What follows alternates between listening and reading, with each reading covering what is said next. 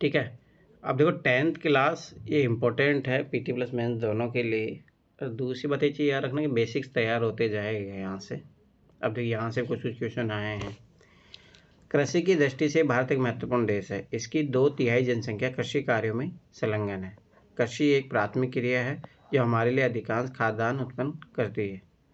खाद्यान्नों के अतिरिक्त यह विभिन्न उद्योगों के लिए कच्चा माल भी पैदा करती है। इसके अतिरिक्त कुछ उत्पाद जैसे चाय, कॉफ़ी, मसाले इत्यादि का भी निर्यात किया जाता है।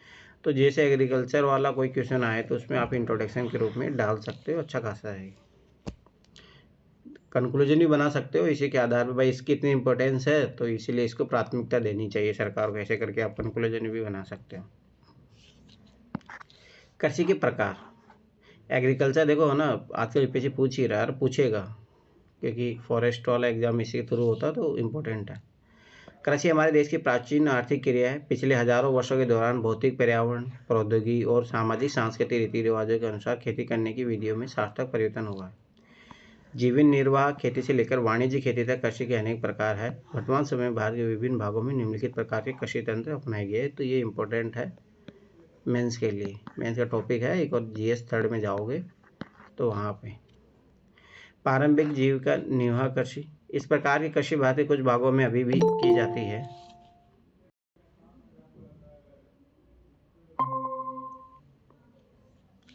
पारंपरिक जीवन निर्वाह कृषि भूमि के छोटे टुकड़ों पर आदिम कृषि औजारों जैसे लकड़ी के हल, डाव और खुदाई करने वाले छड़ तथा परिवार अथवा समुदाय श्रम की मदद से की जाती है। इस प्रकार की कृषि प्राय मानसून, मृदा की प्राकृतिक उर्वरता और फसल उगाने के लिए अन्य पर्यावरणीय स्थितियों की उपयोगिता पर निर्भर करती है। यह कर्तन और दहन प्रणाली, यूपीएससी ने क्वेश्चन पूछा भी था एक बार पीटी में, तो देखो कितनी बार आया है, इसलिए यूपीएससी ने पूछा है इसको। यह कर्तन दहन प्रणाली कृषि किसान जमीन के टुकड़े साफ करके उन पर अपने परिवार के भरण पोषण के लिए अनाज व अन्य खाद्य फसलें उगाते हैं। जब मृदा की उर्वरता कम हो जाती है तो किसान उस भूमि के टुकड़े से स्थानांतरित हो जाते हैं, इसलिए इसको स्थानांतरित कृषि भी कहते हैं। और कृषि के लिए भूमि का दूसरा टुकड़ा साफ करते हैं। कृषि के इस प्रकार के स्थानांतरण से प्राकृतिक प्रक्रिया द्वारा मिट्टी की उर्वरता शक्ति बढ़ जाती है। चूंकि किसान उर्वरक अथवा अन्य आधुनिक तकनीकों का प्रयोग नहीं करते, इसलिए इस प्रकार की कृषि में उत्पादकता कम होती है। देश के विभिन्न भागों में इस प्रकार की कृषि को विभिन्न नामों से जाना जाता है। उत्तर पूर्वी राज्य में असम, मेघालय, मिजोरम और नागालैंड में इसे झूम कहा जाता है। अगर आप पीसीएस वीसीएस के क्वेश्चन देखो तो इस टाइप से पूछा है कि कहाँ पे इसको क्या बोला जाता है। मणिपुर में पामलू और छत्तीसगढ़ के बस्तर और अंडमान निकोबार द्वीप समूह से दीपा कहा जाता। तो ये भी चीज़ याद रखना, कभी पूछ सकता है। ये तीनों नाम दे दे, जैसे झूम दे दिया, पामुल दे दिया, दीपा दे दे, बोले ये क्या है। तो याद रखना पारंपरिक जो जीविका निर्वाह कृषि है उसका एक प्रारूप है। झूम क्या होता है? कर्तन दहन प्रणाली कृषि को मैक्सिको और मध्य अमेरिका में मिल्पा, वेनेजुएला में कोनोको, ब्राज़ील में रोका, मध्य अफ्रीका में मसोलो, इंडोनेशिया में लद्दाख और वियतनाम में रे के नाम से जाना जाता है। इस नाम से यूपीएससी क्वेश्चन पूछ सकती है, तो ये चीज़ याद रखना। भारत में भी यह पारंपरिक किस्म की खेती अनेक नामों से जानी जाती है, जैसे मध्य प्रदेश में बेबर या दहिया, आंध्र प्रदेश में पोडू अथवा पेंडा, उड़ीसा में पामाडाबी या कौमान या बरिंगा, पश्चिमी घाट में कुमारी, दक्षिण पूर्वी राजस्थान में वालरे या वाल्टरे, हिमालयन क्षेत्र में खिल, झारखंड में कुरुआ और उत्तर प्रदेश में झूम। देखो इतने सारे नाम है, कुछ भी यूपीएससी पूछ सकता है। अगर उसको बनाना रहा क्वेश्चन है आराम से बना सकता है यहाँ से। अभी देखो इसमें है, जैसे यहाँ पे देखो जला के छोड़ दिए, फिर उर्वरक हो जाएगी खेती, फिर यहाँ पे खेती करेंगे, फिर यहाँ जला दिए, ऐसे करके खेती करते रहते हैं ये लोग। रिंका असम में डुबू के बाहरी क्षेत्र में अपने परिवार के साथ एक गांव में रहती है। वह अपने परिवार के सदस्य द्वारा एक भूमि के टुकड़े पर उगी वनस्पति को काटकर वह जलाकर साफ करके देखकर आनंद का अनुभव करती है। वह प्राय परिवार के सदस्यों के साथ बांस के नाले द्वारा झरने से पानी लाकर अपने खेत को सिंचित करने में सहायता करती है। याद करो, आपने पढ़ा था एनसीईआरटी में। वह अपने परिस्थान से लगाव रखती है और जब तक संभव हो यहाँ रहना चाहती है, परंतु छोटी बच्ची को अपनी खेत में मिट्टी की घटती उर्वरता के बारे में कुछ भी पता नहीं है, जिसके कारण उसके परिवार को अगले वर्ष नए भूमि के टुकड़े की तलाश करनी होगी। तो झूम खेती कर रहे हैं, ठीक है, छोड़ो। अब रहता है गहन जीविका कृषि। तो ये देखो मैं फिर बता रहा हूँ, आइडिया होना चाहिए, मेंस का टॉपिक है। इस प्रकार की कृषि उन क्षेत्रों में की जाती है जहाँ भूमि पर जनसंख्या का दबाव अधिक होता है। यह श्रम गहन खेती है जहाँ अधिक उत्पादन के लिए अधिक मात्रा में जैव रासायनिक निवेशों और सिंचाई का प्रयोग किया जाता है। भूस्वामित्व में विरासत के अधिकार के कारण पीढ़ी दर पीढ़ी जोतों का आकार छोटा और लाभप्रद मतलब बेनिफिशियल नहीं रहा है, और किसान वैकल्पिक रोजगार न होने के कारण सीमित भूमि से अधिकतम पैदावार लेने की कोशिश करते हैं, तो कृषि भूमि पर बहुत अधिक दबाव है। वाणिज्यिक कृषि, इस प्रकार की कृषि के मुख्य लक्षण आधुनिक निवेश, जैसे अब देखो ये ज़्यादा इंपॉर्टेंट हो जाएगा, अधिक पैदावार देने वाले बीजों, रासायनिक उर्वरकों और कीटनाशक प्रयोग से उच्च पैदावार प्राप्त करना है। कृषि के वाणिज्यिकरण का स्तर विभिन्न प्रदेशों में अलग अलग है। उदाहरण के लिए हरियाणा और पंजाब में चावल वाणिज्यिक फसल है, परंतु उड़ीसा में एक जीविका फसल है। यही सबसे बड़ा विरोधाभास है। सोचो कि जहाँ पंजाब और हरियाणा में पानी नहीं है, उड़ीसा में मान लो कि वहाँ पानी है, नदियों के द्वारा यहाँ पे डिस्ट्रीब्यूट है, उसके बाद में ग्राउंड वाटर से आप चावल उगा रहे हो, और जो भी एक्सपोर्ट करने के लिए, इसीलिए बोला जाता है कि भारत जो है जल का एक्सपोर्ट करता है। जहाँ जल की कमी है तो ये बहुत बड़ा संकट है। रोपण कृषि भी एक प्रकार की वाणिज्यिक खेती है। इस प्रकार की खेती में लंबे चौड़े क्षेत्र में एकल फसल बोई जाती है। ये चीज़ याद रखना, आपके यूपीएससी पूछ सकता है रोपण कृषि क्या होता है, जैसे पूछा हुआ भी है। रोपण कृषि उद्योग और कृषि के बीच एक अंतराप्रस्थ है। रोपण कृषि व्यापक क्षेत्र में की जाती है, जो अत्यधिक पूंजी और श्रमिकों की सहायता से की जाती है। इससे प्राप्त सारा उत्पादन उद्योग में कच्चे माल के रूप में प्रयोग होता है। तो ये रोपण कृषि के प्रकार कौन कौन से होते हैं, जैसे भारत में चाय हो गया, कॉफ़ी हो गया, रबड़ हो गया, गन्ना, केला इत्यादि महत्वपूर्ण रोपण फसलें। असम और उत्तरी बंगाल में चाय, कर्नाटक में कॉफ़ी वहाँ की मुख्य रोपण फसलें। ये चीज़ पता होना चाहिए कौन से एरिया में कौन सी, ये याद करो। 2021 का क्वेश्चन चाय के बारे में पूछा था यूपीएससी ने, कहाँ कहाँ चाय के उत्पादक क्षेत्र है करके। अभी भी यहाँ से साफ पता लग रहा है, देखो जाके 2021 का क्वेश्चन है वो। क्योंकि रोपण कृषि में उत्पादन बिक्री के लिए होता है। देखो दक्षिण भाग में केले की रोपण कृषि, उत्तर पूर्व में बांस की कृषि होती है। इसके लिए विकास में परिवहन और संचार साधन से संबंधित उद्योग और बाजार महत्वपूर्ण योगदान देते हैं। अब आता सस्य पारो, ये भी मेंस का टॉपिक है, सिलेबस GS3 में जाके देखोगे तो। आपने भारत की भौतिक विविधता और संस्कृतियों की बहुलताओं के संबंध में अध्ययन किया है। यह देश में कृषि पद्धति और सस्य प्रारूपों में प्रतिबिंबित होता है। इसलिए देश में बोई जाने वाली फसलों में अनेक प्रकार की खाद्यान्न और रेशे वाली फसलें, सब्जियां, फल, मसाले इत्यादि शामिल है। भारत में 3 सस्य ऋतु हैं जो इस प्रकार है, रबी, खरीफ और जायद। सोचो यूपीएससी ने कितनी बार इस पे क्वेश्चन पूछा है। लगभग 14 साल में मेरा मानना है कि 10 बार क्वेश्चन आया हुआ है। और मैंने देखा है, पता नहीं कौन सी दुनिया में तुम लोग रहते हो, इनको ये भी नहीं पता रबी फसल कब बोई जाती है, खरीफ फसल कब बोई जाती है, जायद कब बोई जाती है, इनमें कौन सी फसलें आती है, ये भी नहीं पता है। सोचो यूपीएससी में डायरेक्ट क्वेश्चन पूछा है कितनी बार, ये हाल है। पर नहीं पता होना चाहिए, मैं फिर बार बता रहा हूँ। यही है कि एनसीईआरटी नहीं पढ़ोगे तो बेसिक्स कमजोर रहेंगे हमेशा। अब देखो ये बहुत इंपॉर्टेंट है, मैं फिर 12 बता रहा हूँ कितनी बार क्वेश्चन आया है। रबी फसलों की शीत ऋतु में अक्टूबर से दिसंबर के मध्य बोया जाता है, ये पता होना चाहिए। और ग्रीष्म ऋतु में अप्रैल से जून के मध्य काटा जाता है। इसमें कौन कौन सी फसलें आती हैं, गेहूँ, जौ,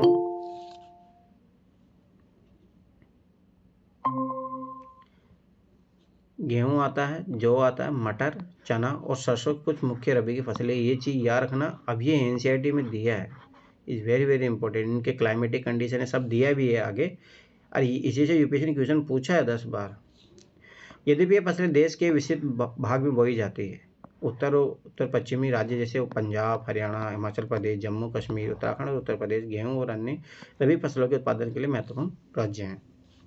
शीत ऋतु में शीतोष्ण पश्चिमी विक्षोभों से होने वाली वर्षा इन फसलों के अधिक उत्पादन में सहायक होती है। ये बहुत पीछे छोटे मोटे एग्जामों में बहुत बार, जिसको राजस्थान में माउट वर्षा भी बोलते हैं, बहुत बार क्वेश्चन पूछा गया है छोटे मोटे एग्जामों में।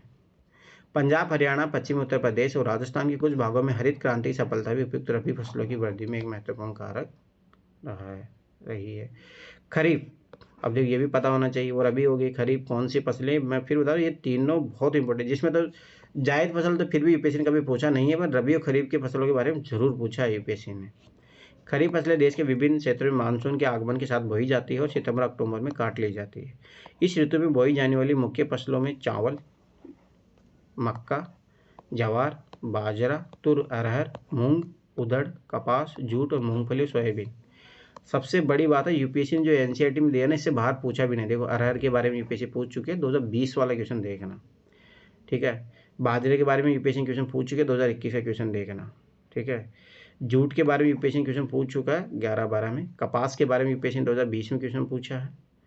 तो मैं फिर बार बता रहा हूँ, यूपीएससी कहीं नहीं पूछता एनसीईआरटी से बाहर, इसलिए फालतू की किताबों पर काम करने से अच्छा एनसीईआरटी पर अच्छे से काम कर लो। चावल की खेती मुख्य रूप से असम, पश्चिम बंगाल, उड़ीसा, आंध्र प्रदेश, तेलंगाना, तमिलनाडु, केरल और महाराष्ट्र, विशेषकर कोंकण तटीय क्षेत्र, उत्तर प्रदेश और बिहार में की जाती है। पिछले कुछ वर्षों में चावल पंजाब और हरियाणा में बोई जाने वाली महत्वपूर्ण फसल बन गई है। मैं बता रहा ये बहुत दिक्कत है, ये नहीं होना चाहिए वहाँ पे, ये इसका नेचुरल एरिया ये है, पर ये आर्टिफिशियल क्रिएट किया गया है यहाँ पे। असम, पश्चिम बंगाल और उड़ीसा में धान की 3 फसलें औस, अमन और बोरो बोई जाती है। ये चीज़ पता होनी चाहिए क्या है, ये धान की फसलें हैं और ये ऐसा होता है कि ये तीनों मौसम में ऐसा बोई जाती है, सर्दी गर्मी सब में। रबी और खरीफ फसल ऋतुओं के बीच ग्रीष्म ऋतु में बोई जाने वाली फसल को जायद कहा जाता है। जायद ऋतु में याद रखना तरबूजे, खरबूजे, खीरे, सब्जियों और चारे की फसलों की खेती की जाती है। गन्ने की फसल को तैयार होने में लगभग 1 वर्ष लगता है, ये चीज़ याद रखना। यूपीएससी ने गन्ने के बारे में क्वेश्चन पूछा था 2020 नहीं 2022 का क्वेश्चन है, 20 या 22 में आया हुआ, परंतु क्वेश्चन 20 में आया शायद। हाँ, मुख्य फसलें।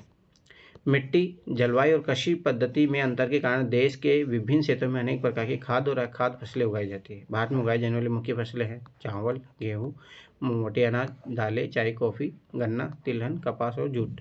और जो सब दिया है इनके बारे में यूपीएससी क्वेश्चन पूछ चुका है। चावल, अभी देखो ये पता होना चाहिए कैसी क्लाइमेटिक कंडीशन, कैसी मिट्टी होती है, इसी से यूपीएससी क्वेश्चन पूछता है।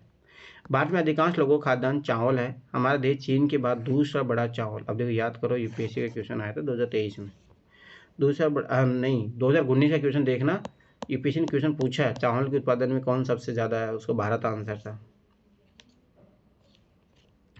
एक्सपोर्ट के मामले में पूछा था, ये उत्पादन के बारे में दिया है। हमारा देश चीन के बाद दूसरा बड़ा चावल उत्पादक देश है, तो याद रखना उसमें एक्सपोर्ट के ऐसा कुछ पूछा था। ये खरीफ की फसल है, ये भी पता होना चाहिए, जिसे उगाने के लिए उच्च तापमान 25 डिग्री सेल्सियस से ऊपर और अधिक आर्द्रता 100 सेंटीमीटर से अधिक वर्षा, ये सब पता होना चाहिए की आवश्यकता होती है। कम वर्षा वाले क्षेत्र में सिंचाई करके उगाया जाता है, जैसे पंजाब और हरियाणा में। एक बार इधर देखो चावल का वितरण, देखो प्रमुख क्षेत्र यही है इसका, यही होना चाहिए चावल रियलिटी में, नेचुरली यही होना चाहिए, परंतु अपन सोचो यहाँ उगा रहे हैं पंजाब हरियाणा में, तो ये प्रॉब्लम है, ये चीज़ याद रखना। चावल उत्तर पूर्वी मैदानों, तटीय क्षेत्रों और डेल्टा प्रदेशों में उगाया जाता है। नहरों के जाल और नलकूपों की सघनता के कारण पंजाब, हरियाणा, पश्चिमी उत्तर प्रदेश, राजस्थान कुछ कम वर्षा वाले क्षेत्रों में चावल की फसल उगाना संभव हो पाया। अब ये भी दिखा सकते हो कि अगर नहरों का विकास अच्छे से किया जा सकता है तो वैसी खेती भी की जा सकती है जो संभव नहीं है उस जियोग्राफी एरिया के लिए। अब गेहूँ भारत की दूसरी सबसे महत्वपूर्ण खाद्यान्न फसल है, जो देश के उत्तर और उत्तर पश्चिमी भागों में पैदा की जाती है। रबी की फसल को उगाने के लिए शीत ऋतु और पकने के समय खिली धूप की आवश्यकता होती है। इसे उगाने के लिए समान रूप से वितरित 50 से 75 सेंटीमीटर वार्षिक वर्षा की आवश्यकता होती है। देश में गेहूँ उगाने वाले 2 मुख्य क्षेत्र हैं, उत्तर पश्चिम में गंगा सतलुज का मैदान और दक्कन का काली मिट्टी वाला प्रदेश। पंजाब, हरियाणा, उत्तर प्रदेश, मध्य प्रदेश और बिहार, राजस्थान के कुछ भाग गेहूँ पैदा करने वाले मुख्य राज्य हैं। अब मोटा अनाज, जो यूपीएससी का भी फेवरेट भी है, और मेरा मानना है कि यूपीएससी आजकल क्या कर रहा है ना, जो करंट भी न्यूज़ चलता है उससे क्वेश्चन नहीं पूछता है। देखो यूपीएससी 2 ट्रेंड रहता है क्वेश्चन पूछने का। पहले जो मैं लगभग 2018 से एग्ज़ाम दे रहा हूँ, तो पहले ऐसा होता था कि जो 1-2 साल में घटनाएं घटने वाली है, जैसे मान लो आदित्य L1 मिशन है, ये सब सारी चीज़ें जो घटने वाली होती है तो यूपीएससी उसको पूछ लेता था। ठीक है, 2020 में उसने ट्रेंड चेंज किया, अब वो क्या करता है, पीछे की चीज़ों को पूछता है, जो पहले करंट अफेयर में चली थी 1-2 साल पहले, उनको पूछता है। चाहे अब क्या मेंस का क्वेश्चन भी देख लो आप, ये रहता है। आजकल फ्यूचरिस्टिक नहीं पूछ रहा है, वो जो पीछे जो करंट अफेयर है उसको पूछता है। तो जैसे मोटा अनाज याद करो, 2023 में मोटा अनाज ईयर बनाया गया था, तो ये आपकी बार पूछ सकता है, ये चीज़ याद रखना। तो इसमें पता होना चाहिए कौन कौन आता है। ज्वार, बाजरा और रागी भारत में उगाए जाने वाले मुख्य मोटे अनाज है। यद्यपि इन्हें मोटा अनाज कहा जाता है, परंतु इनमें पोषक तत्वों की मात्रा अत्यधिक होती है। उदाहरणतः रागी में प्रचुर मात्रा में लोहा होता है, कैल्शियम होता है, सूक्ष्म पोषक और भूसी मिलती है, ये चीज़ याद रखना। क्षेत्रफल उत्पादन की दृष्टि से ज्वार देश की तीसरी महत्वपूर्ण खाद्यान्न फसल है। यह फसल वर्षा पर निर्भर होती है, अधिकतर आर्द्र क्षेत्र में उगाए जाने के कारण इसके लिए सिंचाई की आवश्यकता नहीं होती है। इसके प्रमुख उत्पादक राज्य महाराष्ट्र, कर्नाटक, आंध्र प्रदेश और मध्य प्रदेश है। बाजरा, यह बलुआ और उथली काली मिट्टी पर उगाया जाता है। ये चीज़ याद रखना। राजस्थान, उत्तर प्रदेश, महाराष्ट्र, गुजरात और हरियाणा इसके मुख्य उत्पादक राज्य हैं। रागी शुष्क प्रदेशों की फसल है। ये लाल, काली और बलुआ, दोमट और उथली काली मिट्टी पर अच्छी तरह से उगाई जाती है। रागी के प्रमुख उत्पादक राज्य कर्नाटक, हिमाचल प्रदेश, उत्तराखंड, सिक्किम, झारखंड और अरुणाचल प्रदेश है। मक्का, यह एक ऐसी फसल जो खाद्यान्न और चारा दोनों रूप में प्रयोग होती है। ये एक खरीफ फसल है। ये भी पता होनी चाहिए कौन क्या फसल है। जो 21 डिग्री सेल्सियस से 27 डिग्री सेल्सियस तापमान में और पुरानी जलोढ़ मिट्टी पर अच्छी प्रकार से उगाई जाती है। बिहार जैसे कुछ राज्य मक्का रबी की ऋतु में भी उगाई जाती है। ये चीज़ भी याद रखना कि दोनों टाइम में उग सकता है, खरीफ और रबी दोनों में। आधुनिक प्रौद्योगिकी निवेश जैसे उच्च पैदावार देने वाले बीजों, उर्वरकों, सिंचाई के उपयोग से मक्का का उत्पादन बढ़ा है। कर्नाटक, मध्य प्रदेश, उत्तर प्रदेश, बिहार, आंध्र प्रदेश, तेलंगाना मक्का के मुख्य उत्पादक राज्य हैं। अब एक बार इधर आओ, कौन कौन से प्रमुख क्षेत्र हैं किसके? गेहूँ के। तो गेहूँ मोस्टली अगर आप देखो ना, जैसे मैं रहा हूँ, जैसे छत्तीसगढ़ गया, मैं झारखंड, मतलब मैं 5-6 डिस्ट्रिक्ट, तो मतलब 5-6 स्टेट में विजिट कर चुका हूँ। तो मोस्टली रोटी वोटी खाने का कल्चर इधर ही रहता है। आप अगर नॉर्थ में देखो, साउथ में जाओगे तो चावल इम्पोर्टेंट है, इधर भी जाओगे तो चावल इम्पोर्टेंट है। तो पैदावार भी इधर ही होगी, स्वाभाविक सी बात है। दालें, अब देखो यूपीएससी ने 2020 में क्वेश्चन पूछा था, 20 या 22 में दालों के बारे में क्वेश्चन पूछा है। भारत विश्व में दालों का सबसे बड़ा उत्पादक तथा उपभोक्ता देश है। 2019 में भी आया हुआ है दालों से क्वेश्चन। सबसे बड़ा उत्पादक और तथा उपभोक्ता देश है। शाकाहारी खाने में दालें सबसे अधिक प्रोटीनदायक होती है। तुर, अरहर, उड़द, मूंग, मसूर, मटर और चना भारत की मुख्य दलहनी फसलें हैं। क्या आप बता सकते हैं इनमें कौन सी दालें खरीफ में और कौन सी दालें रबी में उगाई जाती है? दालों की कम नमी की आवश्यकता होती है और इन्हें शुष्क परिस्थिति में भी उगाया जा सकता है। फलीदार फसलों के होने के नाते अरहर को छोड़कर अन्य सभी दालें वायु से नाइट्रोजन लेकर भूमि की उर्वरता को बनाए रखती हैं। ये चीज़ याद रखना, किसको छोड़कर? अरहर को छोड़कर। और ये कॉन्सेप्ट यूपीएससी ने क्वेश्चन पूछा है बहुत बार। अतः इन फसलों को आमतौर पर अन्य फसलों के आवर्तन में बोया जाता है। भारत में मध्य प्रदेश, राजस्थान, महाराष्ट्र, उत्तर प्रदेश और कर्नाटक दाल के मुख्य उत्पादक राज्य हैं। खाद्यान्नों के अलावा अन्य फसलें, गन्ना के बारे में यूपीएससी ने क्वेश्चन पूछा है। गन्ना एक उष्ण और उपोष्ण कटिबंधीय फसल है। यह फसल 21 डिग्री सेल्सियस से लेकर 27 डिग्री सेल्सियस तापमान, मेंस में क्वेश्चन आया हुआ है इससे तो, और 75 सेंटीमीटर से 100 सेंटीमीटर वार्षिक वर्षा वाली उष्ण और आर्द्र जलवायु में बोई जाती है। कम वर्षा वाले प्रदेशों में सिंचाई की आवश्यकता होती है। इसे अनेक मिट्टियों में उगाया जा सकता है तथा इसके लिए बुआई से लेकर कटाई तक काफ़ी शारीरिक श्रम की आवश्यकता होती है। ब्राज़ील के बाद भारत गन्ने का दूसरा सबसे बड़ा उत्पादक देश है। यह चीनी, गुड़, खांडसारी और शीरा बनाने में काम आता है। उत्तर प्रदेश, महाराष्ट्र, कर्नाटक, तमिलनाडु, आंध्र प्रदेश, तेलंगाना, बिहार, पंजाब और हरियाणा गन्ना के मुख्य उत्पादक राज्य हैं। तिलहन, यूपीएससी ने तिलहन के बारे में क्वेश्चन पूछा है शायद 2023 में। हाँ, काला तिल वाला याद करो क्वेश्चन। 2016 में भारत विश्व में चीन के बाद दूसरा बड़ा तिलहन उत्पादक देश था। सन 2016 में तोरिया के उत्पादन में भारत विश्व में कर्नाटक और चीन के बाद तीसरे स्थान था। तोरिया तारे मेरा बोलते हैं राजस्थान में इसको। देश में कुल बोए गए क्षेत्र के 12% भाग पर कई तिलहन की फसलें उगाई जाती हैं। मूंगफली हो गया, सरसों, नारियल, तिल, सोयाबीन, अरंडी, बिनौला, अलसी और सूरजमुखी भारत में उगाई जाने वाली मुख्य तिलहन फसलें हैं।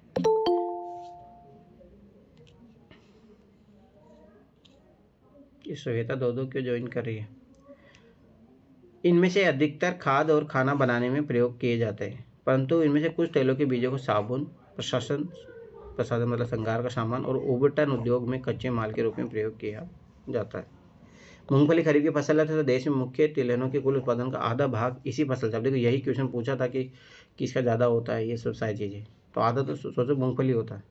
गुजरात मूंगफली का प्रमुख उत्पादक राज्य है। ये भी क्वेश्चन पूछा हुआ है पहले, देखोगे तो आप 2010 से पहले उधर। इसके अतिरिक्त राजस्थान और मध्य प्रदेश मूंगफली का अन्य उत्पादक राज्य हैं 2016-17 में। अलसी और सरसों रबी की फसलें हैं, अभी देखिए पता होना चाहिए। तिल उत्तरी भारत में खरीफ की फसल है और दक्षिण भारत में रबी की फसल है, ये चीज़ पता होना चाहिए। अरंडी खरीफ और इस बार तो 24 वाले पेपर में क्या पूछा था कि कुल का कौन से कुल से रिलेटेड है? मूंगफली भी था उसमें। ये क्वेश्चन था। आवाज आ रही है मेरी? हाँ हाँ हाँ हाँ 24 में था ना क्वेश्चन? रुको एक मिनट देखते हैं।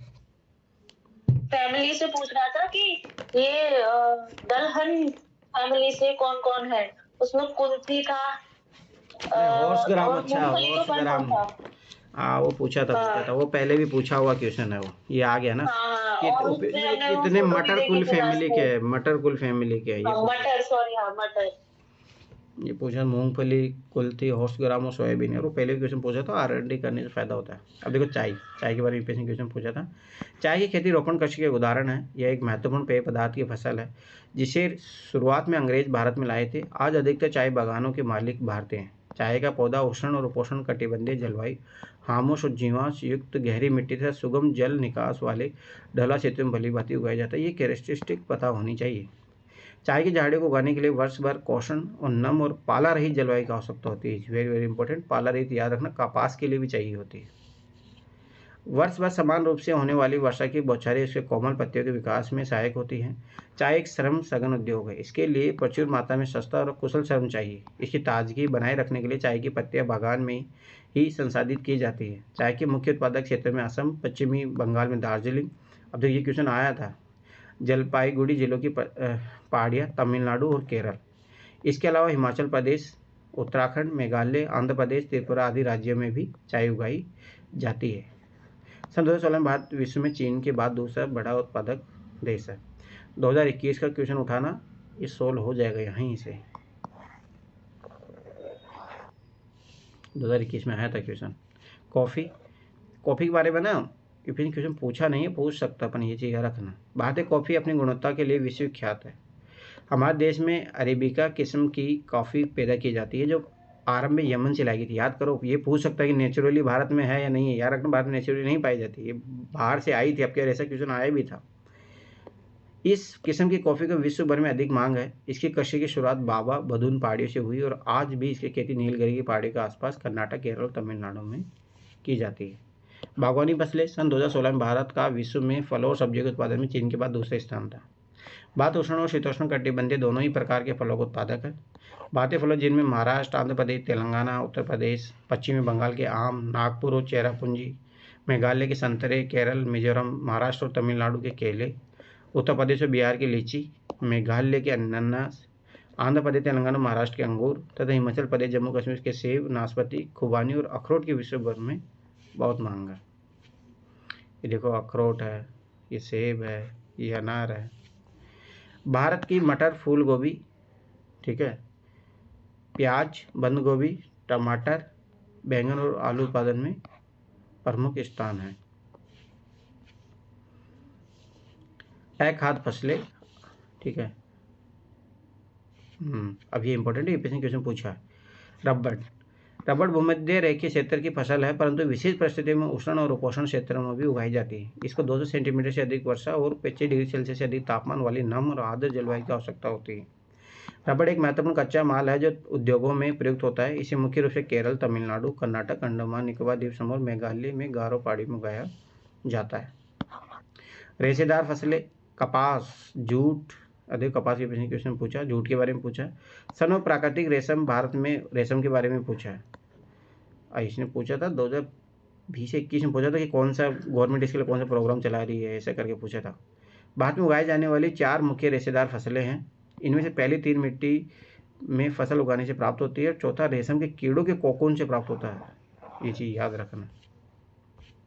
जो मलबरी पेड़ की हरी पत्तियों पर पलता है, ये पता होना चाहिए। रेशम उत्पादन के लिए रेशम के कीड़ों का पालन रेशम उत्पादन सेरिकल्चर कहलाता है। कपास, 2020 के क्वेश्चन देखना, जाके पूछा भी क्वेश्चन है। भारत में कपास के पौधों को मूल स्थान माना जाता है। सूती कपड़े उद्योग में कपास एक मुख्य कच्चा माल है। कपास उत्पादन में भारत का विश्व में चीन के बाद दूसरा स्थान है। देख लो, हर में चाइना से अपन पीछे हैं। दक्कन पठार के शुष्कतर भागों में काली मिट्टी, यही यूपीएससी ने क्वेश्चन पूछा था। इसी से पता लग जाता है। एक बार ऐसे पूछा था, दूसरी बार इसका अभी पाला रहित वाली बात आएगी, उससे पता देखो। हाँ ये रहा, मैंने इसी से इस क्वेश्चन को सोल्व किया था। एनसीईआरटी बहुत इंपॉर्टेंट, ज्योग्राफी के लिए मेरा माना एनसीईआरटी पढ़ो, कुछ जरूरत नहीं है फालतू में। काली मिट्टी कपास उत्पादन के लिए उपयुक्त मानी जाती है। इस फसल को उगाने के लिए उच्च तापमान, हल्की वर्षा और या सिंचाई या 210 पाला रहित दिन और खिली धूप की आवश्यकता होती है। यह खरीफ की फसल है, ये भी याद रखना। और इसे पक्का तैयार होने में 6 से 8 महीने लगते हैं। महाराष्ट्र, गुजरात, मध्य प्रदेश, कर्नाटक, आंध्र प्रदेश, तेलंगाना, तमिलनाडु, पंजाब, हरियाणा, उत्तर प्रदेश कपास के मुख्य उत्पादक राज्य हैं। यूपीएससी क्वेश्चन पूछा था एक बार, तो महाराष्ट्र, गुजरात के बारे में था कि कहाँ पे ज़्यादा होती है। पहले आया था 2010 से पहले, जूट जूट को सुनहरा रेशा कहा जाता है। जूट का क्वेश्चन आया 2011-12 में आया हुआ है। जूट की फसल बाढ़ के मैदानों में जल निकासी वाली उर्वरक मिट्टी में उगाई जाती है, यही लाइन थी उसकी, जहाँ हर वर्ष बाढ़ से आई नई मिट्टी जमा होती रहती है। इसके बढ़ने के समय उच्च तापमान की आवश्यकता होती है। पश्चिम बंगाल, बिहार, असम और उड़ीसा तथा मेघालय जूट के मुख्य उत्पादक राज्य हैं। इसका प्रयोग बोरिया, चटाई, रस्सी, तंतु और धागे, गलीचे और दूसरी दस्तकारी वस्तु बनाने में किया जाता है। इसकी उच्च लागत के कारण और कृत्रिम रेशों और पैकिंग सामग्री, विशेषकर नायलॉन की कीमत कम होने के कारण बाजार में इसकी मांग कम हो रही है। इसलिए गवर्नमेंट ने ना इसके लिए प्रोग्राम भी शुरू किया था। प्रौद्योगिकी और संस्थागत सुधार, अब ये तो अपन ने पढ़ लिया है भाई क्या क्या होता है, क्या है पूरा। ये GS 3 का जो टॉपिक है एग्रीकल्चर वाला, ये पूरा चैप्टर कंप्लीट कर रहा है सब चीज़ों को। जैसा कि पहले बताया गया कि भारत में कृषि हजारों वर्षों से की जा रही है, परंतु प्रौद्योगिकी और संस्थागत परिवर्तन के अभाव में लगातार भूमि संसाधन के प्रयोग से कृषि का विकास अवरुद्ध हो जाता है तथा इसकी गति मंद हो जाती है। सिंचाई के साधनों का विकास होने के उपरांत भी देश के एक बहुत बड़े भाग में अभी भी किसान खेती बाड़ी के लिए मानसून और भूमि की प्राकृतिक उर्वरता पर निर्भर है। तो ये एक बड़ी कमी है, क्योंकि आज भी अपन इरीगेशन सिस्टम को अच्छे से नहीं कर पाए। बढ़ती हुई जनसंख्या के लिए एक महत्वपूर्ण चुनौती है। 60% से भी अधिक लोगों की आजीविका प्रदान करने वाली कृषि में कुछ गंभीर तकनीकी में संस्थागत सुधार लाने की आवश्यकता है। एक ये पॉइंट हो गया टेक्निकल और इंस्टीट्यूशनल। अब देखो ना, जैसे एग्रीकल्चर कौन इंस्टीट्यूट कभी कोई जाके भ्रमण किया है कि जैसे दिल्ली में पूसा है जो इस पे काम करती है, नाम मात्र की है। तो जब ये रिसर्च R&D नहीं करेगी तो कैसे सुधार होगा एग्रीकल्चर में, कोई वो नहीं है। कैसे कैसे टेक्निकल इनोवेशन आएंगे। स्वतंत्रता के पश्चात देश में संस्थागत सुधार करने के लिए जोतों की चकबंदी, ये मैंने बोला था ना, चकबंदी, सहकारिता, जमींदारी आदि समाप्त करने की प्राथमिकता दी गई। प्रथम पंचवर्षीय योजना में भूमि सुधार मुख्य लक्ष्य था। भूमि पर पुश्तैनी अधिकार के कारण यह टुकड़ों में बढ़ती जा रही थी, जिसकी चकबंदी करना अनिवार्य था। ये देखो GS 3 का टॉपिक है डायरेक्ट। भूमि सुधार के कानून तो बने, परंतु इनको लागू करने में ढील गई। अब ये इंपॉर्टेंट है, लैंड रिफॉर्म पूरा टॉपिक है, GS 3 में जाओगे आप। 1960 और 1970 के दशक में भारत सरकार ने कई कृषि सुधारों की शुरुआत की। पैकेज टेक्नोलॉजी पर आधारित हरित क्रांति, श्वेत क्रांति, ऑपरेशन फ्लड जो दूध के लिए फेमस हुआ, जैसे कृषि सुधार के लिए कुछ रणनीतियाँ आरंभ की गई थी, परंतु इसके कारण विकास कुछ क्षेत्रों तक ही सीमित रह गया। यह भी चीज़ याद रखना कि समावेशिता नहीं थी हरित क्रांति में, सबसे बड़ी चीज़ तो यही है, और आज भी नहीं है वो। तो आज भी देखो ना MSP का फायदा कौन उठा रहे हैं, पंजाब हरियाणा किसान। उसके अलावा देख लो और कौन किसान उठा रहे हैं, नहीं, कोई नहीं उठा पाता। ये भी एक बड़ी चैलेंज है। जैसे अभी फिर वो बोल रहे हैं कि इसको कानूनी अधिकार गारंटी दो, तो ये चैलेंजिंग है। इसलिए 1980 से 1990 के दशकों में व्यापक भूमि विकास कार्यक्रम शुरू किया गया, जो संस्थागत और तकनीकी सुधारों पर आधारित था। ये भी यूपीएससी क्वेश्चन पूछा है, ये कब शुरू हुआ था, ऐसे मिनिस्ट्री पूछा था इसका। इस दिशा में उठाए गए कुछ महत्वपूर्ण कदमों में सूखा, बाढ़, चक्रवात, आग तथा बीमारी के लिए फसल बीमा के प्रावधानों, किसानों को कम दर पर ऋण सुविधाएं प्रदान करने के लिए ग्रामीण बैंकों, सहकारी समितियों और बैंकों की स्थापना सम्मिलित थे। किसानों के लाभ के लिए भारत सरकार ने किसान क्रेडिट कार्ड और व्यक्तिगत दुर्घटना बीमा योजना शुरू की थी। अब देखो, अभी इनोवेशन होने चाहिए, अभी तो इसी लेवल पे। अब देखो कभी यूट्यूब पे सर्च करना कैसे फॉरेन में कैसे होती है, ये क्या दुर्घटना बीमा योजना भी शुरू की। इसके अलावा आकाशवाणी और दूरदर्शन पर किसानों के लिए मौसम की जानकारी के लिए बुलेटिन और कृषि कार्यक्रम प्रसारित किए जाते हैं। किसानों को बिचौलियों और दलालियों के शोषण से बचाने के लिए न्यूनतम सहायता मूल्य, ये MSP, और कुछ महत्वपूर्ण फसलों के लाभदायक खरीद मूल्यों की सरकार घोषणा करती है। अब देखो यूपीएससी क्वेश्चन पूछा भी है, भूदान ग्रामदान 2013 का पेपर देखो तो उसमें आया है क्वेश्चन, डायरेक्ट यहीं से है। महात्मा गांधी ने विनोबा भावे, जिन्होंने उनके सत्याग्रह में सबसे निष्ठावान सत्याग्रह की तरह भाग लिया था, को अपना आध्यात्मिक उत्तराधिकारी घोषित किया था। उनकी गांधी जी के ग्राम स्वराज अवधारणा में गहरी आस्था थी। गांधी जी के शहादत के बाद उनके संदेश को लोगों तक पहुंचाने के लिए विनोबा भावे ने लगभग पूरे देश की पदयात्रा की। एक बार जब वे आंध्र प्रदेश के एक गांव पोचमपल्ली में बोल रहे थे, तो कुछ भूमिहीन गरीब ग्रामीणों ने उनसे अपने आर्थिक भरण पोषण के लिए कुछ भूमि मांगी। विनोबा भावे ने उनसे तुरंत कोई वायदा तो नहीं किया, परंतु उनके आश्वासन दिया कि यदि वे सहकारी खेती करें तो भारत सरकार से बात करके उनके लिए जमीन मुहैया करवाएंगे। अचानक श्री रामचंद्र रेड्डी उठ खड़े हुए। उन्होंने 80 भूमिहीन ग्रामीणों को 80 एकड़ भूमि बांटने की पेशकश की। सोचो, उस आदमी के पास 80 एकड़ उसने दान किया, उसके पास सोचो कितनी होगी। आज भी यही हाल है, जिनके पास ज़मीनें हैं 100-100 एकड़ है भाई और जिनके पास नहीं है 1 एकड़ भी नहीं है। सबसे बड़ा गरीबी का सबसे बड़ा कारण यही है। और इंडिया में जब तक ये सुधार नहीं होंगे तब तक कुछ होने जाना नहीं है। ये असमानता हमेशा बनी रहेगी। इसे भूदान के नाम से जाना गया। बाद में विनोबा भावे ने यात्रा की और अपना यह विचार पूरे भारत में फैलाया। कुछ जमींदारों ने जो अनेक गाँवों के मालिक थे, सोचो गाँव के मालिक थे, भूमिहीनों को पूरा गांव देने की पेशकश भी की। इसे ग्रामदान कहा गया। परंतु कुछ जमींदारों ने तो भूमि सीमा कानून से बचने के लिए अपनी भूमि का एक हिस्सा दान दिया था। विनोबा भावे द्वारा शुरू किए गए इस भूदान ग्राम आंदोलन को रक्तहीन क्रांति का नाम भी दिया गया। परंतु प्रयास ठीक था, परंतु इसमें भी कमियां थी कि बंजर भूमि दे दिए लोग, बहुत सारी चीज़ें हुई। कृषि की हाँ, ये एक बोल सकते हो कि बिना कानूनी प्रावधानों के भी ऐसे किसी की आत्मा को बदल के, मतलब आप ये एथिक्स में डाल सकते हो कि सेल्फ रियलाइजेशन करा के लोगों के इमोशनल इंटेलिजेंस का यूज़ करते हुए भी चीज़ें की जा सकती है। ठीक है, इतने बड़े लेवल पे नहीं, पर कुछ तो किया जा सकता है ना। इसलिए जो लोग बोलते हैं ना कि नहीं हम आईएएस बनेंगे तभी कुछ करेंगे, वो गलत है। करना चाहोगे तो कैसे भी कर सकते हैं। वो बोलते हैं ना, इच्छा शक्ति होनी चाहिए। कृषि की राष्ट्रीय अर्थव्यवस्था, रोजगार और उत्पादन में योगदान, और ये बहुत इंपॉर्टेंट है मेंस के लिए।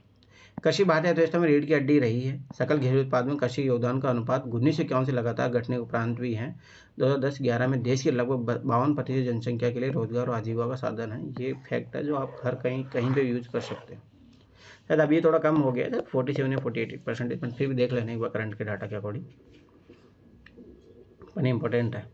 कृषि का सकल घरेलू उत्पाद में घटता अंश गंभीर चिंता का विषय है, क्योंकि कृषि में किसी भी प्रकार की गिरावट और प्रगतिरोध अर्थव्यवस्था के लिए अन्य क्षेत्रों में गिरावट लाएंगे, जो समाज के लिए व्यापक निहितार्थ है। क्योंकि स्वाभाविक सी बात है, एग्रीकल्चर किसी भी फूड प्रोसेसिंग इंडस्ट्री है उसके लिए मेन होता है, मैन्युफैक्चर सेक्टर के लिए। कृषि के महत्व समझते हुए भारत सरकार ने इसके आधुनिकीकरण के लिए भरसक प्रयास किए। सर 18.42% हो गया कंट्रीब्यूशन। हाँ, अभी कम हो गया होगा। नहीं, अभी 18 भी आप ज़्यादा बता रहे, 14 से लेकर 18% के बीच में है, जितना मैंने पढ़ा है। ये वेरी करता रहता है, 14 से 18% के बीच में ही है। और ये जो है अभी 52% जनसंख्या की बात है यहाँ पे, जो उस पर डिपेंडेंट है। ठीक है, जीडीपी में तो उसका 14 से 18% योगदान है। कृषि के महत्व समझते हुए भारत सरकार ने इसके आधुनिकीकरण के लिए भरसक प्रयास किए हैं। भारतीय कृषि में सुधार के लिए भारतीय कृषि अनुसंधान परिषद व कृषि विश्वविद्यालय की स्थापना, पशु चिकित्सा सेवाएं, पशु प्रजनन केंद्र की स्थापना, बागवानी विकास, मौसम विज्ञान और मौसम के पूर्वानुमान के क्षेत्र में अनुसंधान और विकास की वरीयता दी है। अब देखो ना, करप्शन का सबसे बड़ा अड्डा देखना हो तो ये देखो, इसमें कौन सी चीज़ें हैं।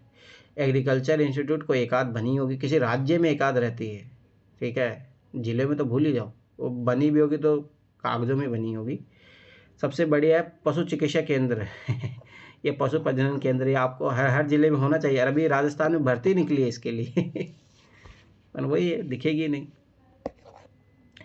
तालिका फॉर्मेट एक स्पष्ट होता है कि पिछले कुछ वर्षों में, तालिका ये देखो, कृषि का जीडी सकल वृद्धि मतलब 4.2 था, फिर देखो माइनस में चली गई, फिर 1.1। उद्योगों का ये बढ़ता जा रहा है। सेवाएं सेक्टर तो सबसे ज़्यादा ग्रोथ की है। तो ये भी सारी चीज़ें हैं। पिछले वर्षों में सकल घरेलू उत्पाद में वृद्धि हुई, परंतु इससे देश में पर्याप्त मात्रा में रोजगार के अवसर उपलब्ध नहीं हो रहे हैं। कृषि में विकास दर कम हो रही है, जो कि एक चिंताजनक स्थिति है। वर्तमान में भारतीय किसान को अंतर्राष्ट्रीय प्रतिस्पर्धा से एक बड़ी चुनौती का सामना कृषि सेक्टर में विशेष रूप से करना पड़ रहा है। रासायनिक उर्वरकों पर सहायक की कम करने से उत्पादन लागत बढ़ रही है। ठीक है, सब्सिडी कम कर रहे हैं सरकार, अभी तो आजकल धीरे सब्सिडी छोड़ने के लिए बोल रही है। इसके अतिरिक्त कृषि उत्पादों पर आयात कर घटाने से देश में कृषि पर हानिकारक प्रभाव पड़ा है। किसान कृषि में पूंजी निवेश कम कर रहे हैं, जिसके कारण कृषि में रोजगार घट रहे हैं। अब देखो आत्महत्या क्यों कर रहे हैं, तो ये भी क्वेश्चन आया हुआ है। किसान अनेक समस्या जूझ रहे हैं और कृषि भूमि घट रही है, और क्या हम रोजगार वैकल्पिक अवसरों के बारे में सोच सकते हैं? क्यों नहीं करना चाहिए। एक आप शायद इसी एनसीईआरटी में आएगा, नहीं इकोनॉमी एनसीईआरटी में आएगा कि कहाँ, और यूपीएससी ने ना मेंस में डायरेक्ट वो क्वेश्चन भी पूछा है कि भारत को कौन से ऐसे रोजगार के क्षेत्र है ढूंढने चाहिए जिससे बेरोजगारी खत्म किया जा सकता है, जो बहुत अच्छे से दिया है 9th क्लास के एनसीईआरटी। मैन्युफैक्चरिंग में जाना चाहिए साधु को, मैन्युफैक्चरिंग सेक्टर में। वो भी है उसमें। एक जो मुझे दिखा है उसमें एक नया चीज़ उसमें बोला कि देखो भारत की पॉपुलेशन कितनी है, लगभग आगे जाने वाले समय 140 करोड़ हो जाएगी। ठीक है, तो सबसे बड़ी चीज़ है कि इसको रिसोर्स कैसे बनेगा, ह्यूमन रिसोर्स कैसे बनेगा। जब तक अपन इसको अच्छे से एजुकेशन नहीं देंगे, स्किल नहीं देंगे, तो अपने को चाहिए बहुत सारी स्कूल बनानी चाहिए, ठीक है। जब स्कूल बनाएंगे तो मैन्युफैक्चर सेक्टर का ऑटोमेटिक ग्रोथ हो जाएगा, क्योंकि सर आपको पता है आजकल स्कूलों की फीस कितनी हैवी होती है, मतलब इतनी ज्यादा होती है। हमारे जयपुर में 1.5 लाख रुपए 1 लाख रुपए तो फीस है। अरे लूट रहे हैं बच्चा पर, क्या ही बात आप लूटने वाली सोचो नहीं है ना। नहीं, एक बच्चा हाँ प्राइवेट स्कूल में जाने की कैसे सोच सकता है, मतलब मैं तो सोच के हैरान हूँ। नहीं, सबसे बड़ी बात ये है ना, ये इनइक्वलिटी है। बोलते हैं ना, राजा का बेटा राजा ही बनेगा, ये हकीकत है और ये हमेशा सत्य साबित रहेगा। पर सर आपको नहीं लगता इस पे सीलिंग लगानी चाहिए एजुकेशन, क्योंकि ट्रस्ट चला रहे हो, ट्रस्ट पे कोई टैक्स नहीं होता है, तो सीलिंग भी नहीं लगी हुई है इन लोगों के। होते ही, परंतु वही होता है वो अपनी फैसिलिटी इतनी बताते हैं कि भाई इतना हमारा फीस वो बनता ही है, क्या ही करोगे इसमें। अरे सबसे बड़ी दिक्कत वो नहीं है। देखो एक चीज़ याद रखना कि वो मान लो ठीक है, एक फीस इतनी बढ़ा रहे हैं, ठीक है, जो भी फैसिलिटी दे रहे हैं XYZ, कोई दिक्कत नहीं है, दो तुम जो भाई देखो एलिट क्लास हो जाएगा वहाँ पे, तुम उसको नहीं रोक सकते। पर एक जो क्षेत्र है इधर, जो गवर्नमेंट स्कूल है, उस पर कुछ ही ध्यान नहीं दे रहे हो तुम ना, टीचरों की उसमें अकाउंटेबिलिटी इंश्योर कर रहे हो। हमारे यहाँ पे ना पास में गवर्नमेंट स्कूल है, वहाँ पे टीचर भी नहीं है। अब आप सोचो तो बच्चा प्राइवेट स्कूल तो में वही जाएगा तो वही तो बात है ना। अरे तुम्हें पता है, ये सोची समझी रणनीति थी। एजुकेशन सेक्टर और जो हेल्थ सेक्टर है, इसको जानबूझ को डिग्रेड किया गया है, जानबूझ के, ताकि प्राइवेट सेक्टर मूव ऑन करे। और आज देख लो, सबसे ज़्यादा जो लूटा जाता है हेल्थ सेक्टर और प्राइवेट, ये एजुकेशन सेक्टर पे तो लूटा जा रहा है गरीबों को, और उसको एक ऐसे सपने दिखाए जाते हैं कि गवर्नमेंट टीचर की भी मेंटेलिटी यही है। आज मुझे ना गवर्नमेंट टीचर स्कूल में गई थी, तो मुझे उनसे बात करने का मौका मिला है। तो उन लोगों का दुख पता है क्या था? तो वो लोग अपने दुख की बात बोल रहे थे, जैसे कि हमने सुबह से खाना नहीं खाया, हमारा टिफिन खराब हो रहा होगा, और हम लोगों को शाम तक याद रखना पड़ेगा। टिफिन मतलब एग्जाम हो रहा था या पेपर स्कूल में, मुझे कुछ काम था तो मैं इसलिए गई थी। तो वो बोल रहे थे कि हम भी इतना काम कर रहे हैं, हम इस वजह से शाम तक लगे हुए हैं। सबसे बड़ी तो मैं एक सोशल रियलिटी बताता हूँ। जैसे मेरा खुद भाई टीचर है, मेरे भाभी भी टीचर है, उनके बच्चे गवर्नमेंट स्कूल में नहीं पढ़ते हैं, वो प्राइवेट स्कूल में पढ़ रहे हैं। सोचो, जो टीचर वहाँ से अपने परिवार का भरण पोषण कर रहा है, उन बच्चों को भविष्य अंधकार में, और अपने बच्चों का अंधकार वो दिया जलाना चाह रहे, तो गलत है ना। आपको पता है सर, यहाँ पे ना नवोदय जयपुर में ना, वो बच्चों को सिखाना नहीं चाह रहे हैं। जयपुर में ना नवोदय वो केवी स्कूल्स होती है, केवी केंद्रीय विद्यालय स्कूल्स होती हैं। 5th तक तो पढ़ाई नहीं कराते, सिर्फ खिलाते हैं बच्चों को। नहीं, वो अच्छी स्कूल है भाई, केंद्रीय विश्वविद्यालय वो अच्छी है। नहीं सर, मेरी मौसी का बेटा पढ़ा हुआ है, उनको निकालना पड़ेगा, क्योंकि 5वीं तक तो सिर्फ खिलाते ही हैं, मतलब गेम्स पे ध्यान देते हैं बच्चों के। मेंटालिटी उसी से डेवलप होती है, तुम लोग यही तो नहीं समझते कि भाई KVS की तुम क्या बात करो, KVS के बच्चे बहुत आगे तक जाते हैं। IIT हो गया, NIT हो गया, IAS के सेक्टर में सब जाके देखो, KVS के हो गए, नवोदय हो गए, हमसे बहुत अलग होता है। हाँ, तो वो तो बहुत अलग लेवल की सिलेबस बहुत अलग होता है, और इतना हाई फाई नहीं होता, इतना बर्डन वाला नहीं होता कि बच्चे परेशान हो। पर उसमें भी यही है ना कि गवर्नमेंट सेक्टर के जो लोग हैं उन्हीं के बच्चे जाते हैं, हर किसी के बच्चे नहीं जाते केवी में। नहीं, उसमें एग्जाम होता है। KVS में तो हाँ CSF वाला भी होता है, ऐसे भी हो सकता है उसमें। नहीं, गवर्नमेंट सर्विस में है ना, उनके ही बच्चे जाते हैं। वाले में जा सकते हैं, कोई भी जा सकता है एग्जाम। नवोदय तो अलग है, वो तो पूरे इंडिया में, राजस्थान में शायद केवी है। हाँ, KVS वाले जो होते हैं उसके लिए तो जैसे RB वाले हो गए, रेलवे वाले हो गए, इनके लिए सीटें आरक्षित रहती है उसमें, पर ऐसे नहीं नॉर्मल लोग। पर वो ये 25% रूल बना तो था जब मैं कॉलेज टाइम में था, तभी ये रूल बना था कि 25% सीटें तो आपको रखनी पड़ेगी, पर कौन कितना फॉलो कर रहा, बात वो है ना। नहीं होता, सब फॉलो नहीं होती ये चीजें। अरे तुम लोग भी कौन सी बड़ी बात करोगे, देख लेना तुम्हारे बच्चे भी प्राइवेट स्कूल में पढ़ते नजर आएंगे, ये सब है ना। आज आप उस वेदना का शिकार इसलिए हो कि आपको ऐसा मिला नहीं, जब कल आप खुद भोगोगे ना, तो तब लगेगा यार अच्छा है प्राइवेट स्कूल में भेजो बच्चों को, ठीक है। तो वही होता है। सर, प्राइवेट स्कूल में भेजने का एक ये भी पर्पस होता है कि ज्यादा मेहनत नहीं करना चाहते थे पेरेंट्स बच्चों। नहीं सर, प्राइवेट स्कूल में नहीं। मेरा तो मानना है ना कि जैसे मैं जैसे पढ़ा हूँ, मैं गवर्नमेंट स्कूल से पढ़ा हूँ, लगभग 5th क्लास में मैं गवर्नमेंट स्कूल से पढ़ा हूँ। सर हम भी 12th ग्रेजुएशन सारी गवर्नमेंट स्कूल से की है, हम भी विदेश से पढ़ के नहीं आए। सर आपको पता है राजस्थान यूनिवर्सिटी विश्वविद्यालय, मैं भी इसमें पढ़ती हूँ, पता है पूरे ऐसे बाग उग रहे हैं, वो क्या बोलते हैं, कैक्टस के। मतलब कोई फंड नहीं देता यूनिवर्सिटी को, सोचो कितना दुख होता है मुझे जाते वक्त। कोई बात नहीं, चलो पढ़ लो, इधर दुखी जीवन मत जिए, खुशी कीजिए। चलो, वैश्वीकरण पर कृषि का प्रभाव, तो ये जीएस के लिए भी क्वेश्चन बनता है। वैश्वीकरण कोई नई घटना नहीं है, उपनिवेश काल में भी यह स्थिति मौजूद थी। 19वीं शताब्दी में जब यूरोपीय व्यापारी भारत आए तो उस समय भी भारतीय मसाले विश्व के विभिन्न देशों में निर्यात किए जाते थे और दक्षिण भारत में किसानों की इन फसलों को उगाने के लिए प्रोत्साहित किया जाता था। आज भी गरम मसाले भारत से निर्यात किए जाने वाले मुख्य वस्तुओं में शामिल है। ब्रिटिश काल में अंग्रेज व्यापारी भारतीय कपास क्षेत्र की ओर आकर्षित हुए। भारतीय कपास को ब्रिटेन में सूती वस्त्र उद्योग के लिए कच्चे माल के रूप में निर्यात किया गया। मैनचेस्टर और लिवरपूल में सूती वस्त्र उद्योग में भारत में पैदा होने वाली उत्तम किस्म के कपास की उपलब्धता पर फली फूली है, मतलब यहाँ से उनके का विकास होगा। आपने अब देखो ये भी है ना, यहाँ से भी पीटी में क्वेश्चन आया है और ये वाला भी क्वेश्चन आया है, इस बीपीएससी में तो हमेशा ही आता है। 1917 में बिहार में चंपारण आंदोलन के बारे में पढ़ा होगा। इसकी शुरुआत इसलिए हुई कि इस क्षेत्र में किसानों पर नील की खेती करने के लिए दबाव डाला गया। नील, अब देखो ये हिस्ट्री में क्वेश्चन पूछा गया, बस ज्योग्राफी में थोड़ा बहुत दिया और यहाँ से क्वेश्चन पूछा है। देखो ये क्वेश्चन बना है, ठीक है, ये वाला क्वेश्चन बना है और ये वाला भी क्वेश्चन बना है। नील ब्रिटेन के सूती वस्त्र उद्योग के लिए कच्चा माल था। ये किसान के इसलिए भड़की क्योंकि उन्होंने अपने उपभोग के लिए अनाज उगाने से मना कर दिया था।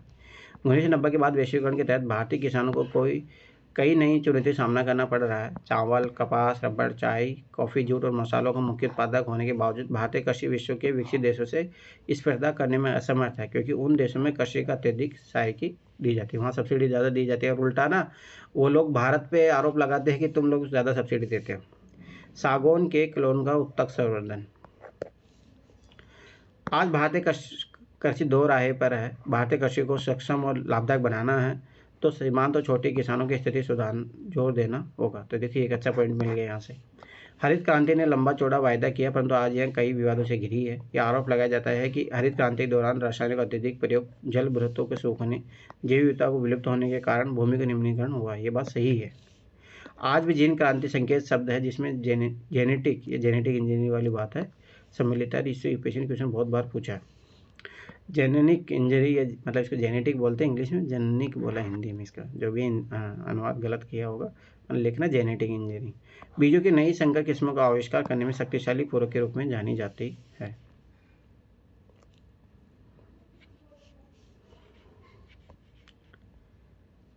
ठीक है, वास्तव में कार्बनिक ऑर्गेनिक कृषि का आज अधिक प्रचलन है, क्योंकि यह उर्वरकों तथा कीटनाशकों जैसे कारखानों में निर्मित रसायनों के बिना की जाती है, इसलिए पर्यावरण पर इसका नकारात्मक प्रभाव नहीं पड़ता है। कुछ अर्थशास्त्रियों का यह मानना है कि बढ़ती जनसंख्या के कारण घटते आकार के जोतों पर यदि खाद्यान्नों की खेती होती रही तो भारतीय किसानों का भविष्य अंधकार में है। अब ये देखो एक अच्छा पॉइंट है। भारत में लगभग 83.3 करोड़ लोग लगभग 25 करोड़ हेक्टेयर भूमि पर निर्भर है। इस प्रकार एक व्यक्ति के हिस्से में औसतन एग्रीकल्चर सब्जेक्ट ना कंपलसरी कर देना चाहिए। उससे क्या होगा, मतलब शुरू से बच्चा सीख जाएगा ना, अच्छा एग्रीकल्चर करना है। अब जैसे किसान का बेटा किसान नहीं बनता, ना ही हम लोग किसान बन पाते हैं, क्योंकि हम आपको सिखाया ही नहीं बचपन में। ऐसी बाध्यता नहीं हो सकती ना, ये इच्छा वो अलग चीज सेक्टर हो जाएगा। ठीक है, चलो कोई नहीं। इस प्रकार एक व्यक्ति के हिस्से में औसतन आधा हेक्टेयर से भी कम कृषि भूमि आती है। देखो ये सबसे बड़ी दिक्कत है। भारतीय किसानों को सस्यावर्तन करना चाहिए और खाद्यान्नों के स्थान पर कीमती फसलें उगानी चाहिए। ठीक है, ये इंपॉर्टेंट फैक्ट लिख सकते हो आंसर में। इससे आमदनी अधिक होगी और इसके साथ पर्यावरण निम्नीकरण में भी कमी आएगी। मतलब एक ही खेती पे बार बार एक ही खेती नहीं करनी चाहिए, बदल बदल की खेती करना चाहिए, उसको बोलते हैं सस्यावर्तन। फलों, औषधीय पौधों, बायोडीजल फसलों, जठरों पर जोजोबाई, याद करो यूपीएससी क्वेश्चन पूछा है। ठीक है, फूलों और सब्जियों को उगाने के लिए चावल या गन्ने से बहुत कम सिंचाई की आवश्यकता है। भारत में जलवायु विविधता का विभिन्न प्रकार की कीमती फसलें उगाकर उपभोग किया जा सकता है। इज वेरी वेरी इंपॉर्टेंट, ये ध्यान रखना चाहिए भाई। क्लाइमेट डाइवर्सिटी कैसी है, कहाँ पे कौन सी फसल उगनी चाहिए, बहुत ज़रूरी है। अनाज के स्थान पर ऊंचे मूल्य की फसलों को उगाकर शस्य प्रारूप में परिवर्तन का अर्थ होगा कि भारत को खाद्य पदार्थों का आयात करना पड़ेगा।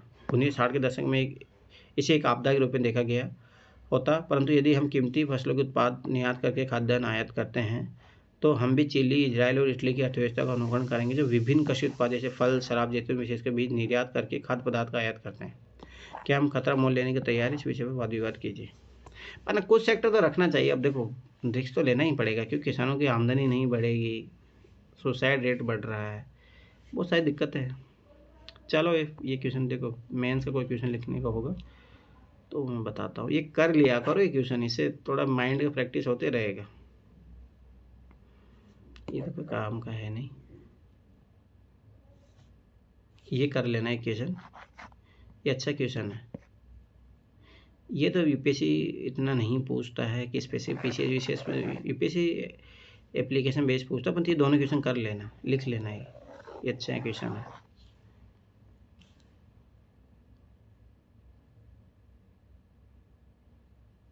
ये एक बस हल्का हल्का माइंड प्रैक्टिस कर लिया करो इन क्वेश्चनों के द्वारा, क्या आंसर आएगा। चलो कौन कौन है पहले तो यहाँ पे, महक, शिवानी, काजल, चना, प्रीति। चलो काजल, इनमें से कौन सी एक फलीदार फसल है? काजल बताइए।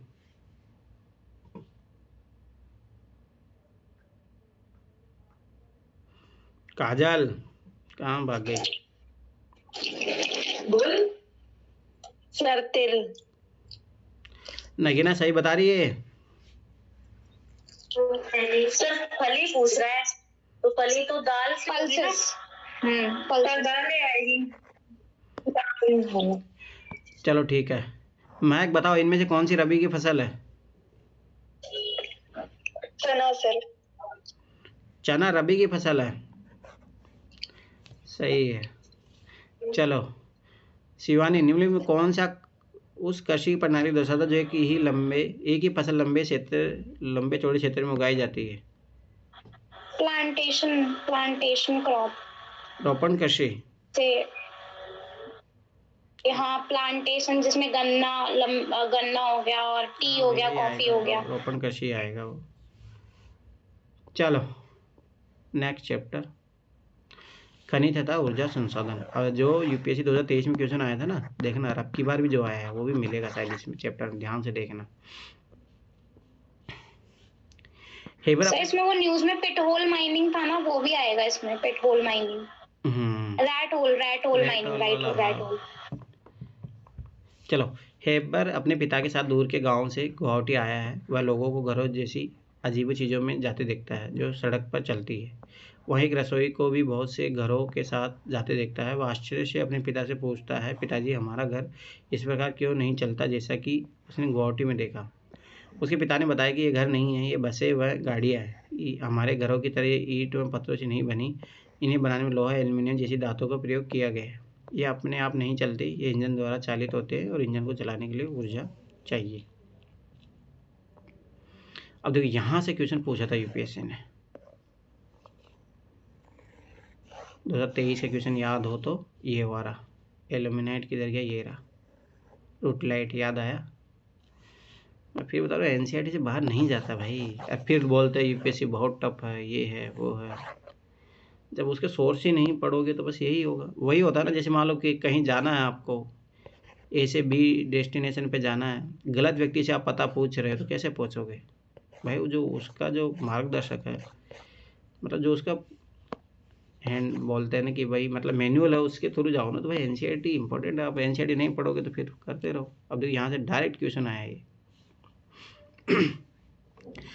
खनिज व दंत मंजन से उज्ज्वल मुस्कान। दंत मंजन आपके दांत साफ करते हैं। कुछ अपघर्षक खनिज जैसे सिलिका, चूना पत्थर, एल्युमिनियम ऑक्साइड व विभिन्न फॉस्फेट खनिज स्वच्छता में मदद करते हैं। अभी पता होना चाहिए, याद रखना। फ्लोराइड जो दांतों को गलाने से रोकता है, फ्लोराइड नामक खनिज से प्राप्त होता है। अधिकतर दंत मंजन टाइटेनियम ऑक्साइड से सफ़ेद बनाए जाते हैं, जो कि रूटाइल इल्मेनाइट, ये है रूटाइल इल्मेनाइट। हाँ सर, ये आया था 2023 में है क्वेश्चन है। नमक खनिजों से प्राप्त होते हैं। कुछ दंत मंजन जो चमक प्रदान करते हैं, उनका कारण अभ्रक है। टूथब्रश में पेस्ट की ट्यूब पेट्रोलियम से प्राप्त प्लास्टिक की बनी होती है। अभी देखा कि खनिज कहाँ पे पाए जाते हैं। सोचो यही क्वेश्चन था वो। चलो, हम अपने रोज़मर्रा की ज़िंदगी में धातु से बनी विभिन्न वस्तुओं का प्रयोग करते हैं। क्या आप अपने घर में प्रयोग की जाने वाली धातु से बनी चीज़ों की सूची बना सकते हैं? ये धातु कहाँ से आती है? आपने पढ़ा कि पृथ्वी की ऊपरी सतह विभिन्न खनिजों के योग से बनी चट्टानों से निर्मित है। इन खनिजों का उपयुक्त शोधन करके ही धातुएं निकाली जाती हैं। खनिज हमारे जीवन का अति अनिवार्य भाग है। लगभग हर चीज़ जो हमें इस्तेमाल करते हैं, एक छोटी सुई से लेकर एक बड़ी इमारत तक या फिर एक बड़ा जहाज आदि सभी खनिजों से बने हैं। रेलवे लाइन और सड़क के पत्थर, हमारे औजार तथा मशीनें सभी खनिजों से बने हैं। कारें, बसें, रेलगाड़ियाँ, हवाई जहाज सभी खनिजों से निर्मित है और धरती से प्राप्त ऊर्जा के साधनों द्वारा चालित होते हैं। यहाँ तक कि भोजन में खनिज होते हैं जिसे हम खाते हैं। मनुष्य ने विकास की सभी अवस्थाओं में अपनी जीविका तथा सजावट तथा त्योहारों धार्मिक अनुष्ठान के लिए खनिजों का प्रयोग किया है। सभी सजीव वस्तुओं को खनिजों की आवश्यकता होती है। खनिजों के बिना जीवन प्रक्रिया नहीं चल सकती। यद्यपि हमारे कुल पौष्टिक उपभोग का केवल 0.3% भाग ही खनिज है, तथापि ये इतने महत्वपूर्ण और गुणकारी है कि इनके बिना हम 99.7% भोज्य पदार्थों का उपयोग करने में असमर्थ हो गए। जैसे अपन पालक खाते हैं तो उसमें लौह तत्व होता है, ये सारी चीज़ें। खनिज क्या है? भूवैज्ञानिकों के अनुसार खनिज एक प्राकृतिक रूप से विद्यमान समरूप तत्व है जिसकी एक निश्चित आंतरिक संरचना है। खनिज प्रकृति में अनेक रूपों में पाए जाते हैं, जिसमें कठोर, हीरा व नरम चूना तक सम्मिलित है। खनिज इतने विविध क्यों है? एक तो सोचो इतना कठोर है, कितना नॉर्मल है। आप चट्टानों के विषय में पहले ही पढ़ चुके हैं। चट्टानें खनिजों के समरूप तत्वों के यौगिक है। कुछ चट्टानें जैसे चूना पत्थर केवल एक ही खनिज से बनी है, लेकिन अधिकतर चट्टानें विभिन्न अनुपातों के अनेक खनिजों का योग है। यद्यपि 2000 से अधिक खनिजों की पहचान की जा चुकी है, लेकिन अधिकतर चट्टानों में केवल कुछ ही खनिजों का बहुतायता है। एक खनिज विशेष जो निश्चित तत्वों का योग है, उन तत्वों का निर्माण उस समय की भौतिक व रासायनिक परिस्थितियों का परिणाम है। इसके फलस्वरूप ही खनिजों में विविध रंग, कठोरता, चमक, घनत्व तथा विविध क्रिस्टल पाए जाते हैं। भूवैज्ञानिक इन्हीं विशेषताओं के आधार पर खनिजों का वर्गीकरण करते हैं। तो ये थोड़ा बहुत पता होना चाहिए। भूगोलविदों व भूवैज्ञानिकों द्वारा खनिजों का अध्ययन। भूगोलविद इस कलाकृतियों को बेहतर जानकारी हेतु खनिजों का अध्ययन भूपृष्ठ के एक अंश के रूप में करते हैं। भूगोलवेत्ता खनिज संसाधनों के वितरण में खनिजों से संबंधित आर्थिक क्रियाओं में ज़्यादा रुचि रखते हैं, परंतु एक भूवैज्ञानिक खनिजों की निर्माण प्रक्रिया, इनके आयु व खनिजों के भौतिक रासायनिक संगठन से संबंधित विषयों की जानकारी रखते हैं। सामान्य व वाणिज्य व्यापारिक उद्देश्य हेतु खनिज निम्न प्रकार से वर्गीकृत किए जाते हैं। तो ये पता होना चाहिए। मैं फिर बता, जैसे प्राथमिक सेक्टर ये पूछ लिया था आपकी बात, तो ये भी पूछ सकता है, ये अपन पहले भी पढ़े थे। खनिज खनिज धात्विक होते हैं। तो धात्विक में एक आता लौह तत्व, लौह धातु, एक लौह और बहुमूल्य खनिज जैसे कौन सा? सोना, चांदी और प्लेटिनियम। तो ये चीज़ रखना, ये बहुमूल्य में आते हैं। अलौह जैसे तांबा, सीसा, जस्ता व बॉक्साइट। लौह जिसमें लौह तत्व का अंश हो, जैसे लौह अयस्क, मैग्नीज, निकेल व कोबाल्ट। ये चीज़ याद रखना, लौह धातु है। अधात्विक जैसे अभ्रक, नमक, पोटास, सल्फर, चूनाशम, चूना पत्थर, संगमरमर तथा बलुआ पत्थर। ऊर्जा खनिज कौन से हैं? कोयला, पेट्रोलियम तथा प्राकृतिक गैस। तो ये पता होना चाहिए, ये चीज़ याद रखना। हेतु अयस्क शब्द का प्रयोग किया जाता है। खनिज का आर्थिक महत्व तभी है जब वह अयस्क में खनिजों का संचयन पर्याप्त मात्रा में हो। खनिजों के खनन की सुविधा इनके निर्माण और संरचना पर निर्भर है।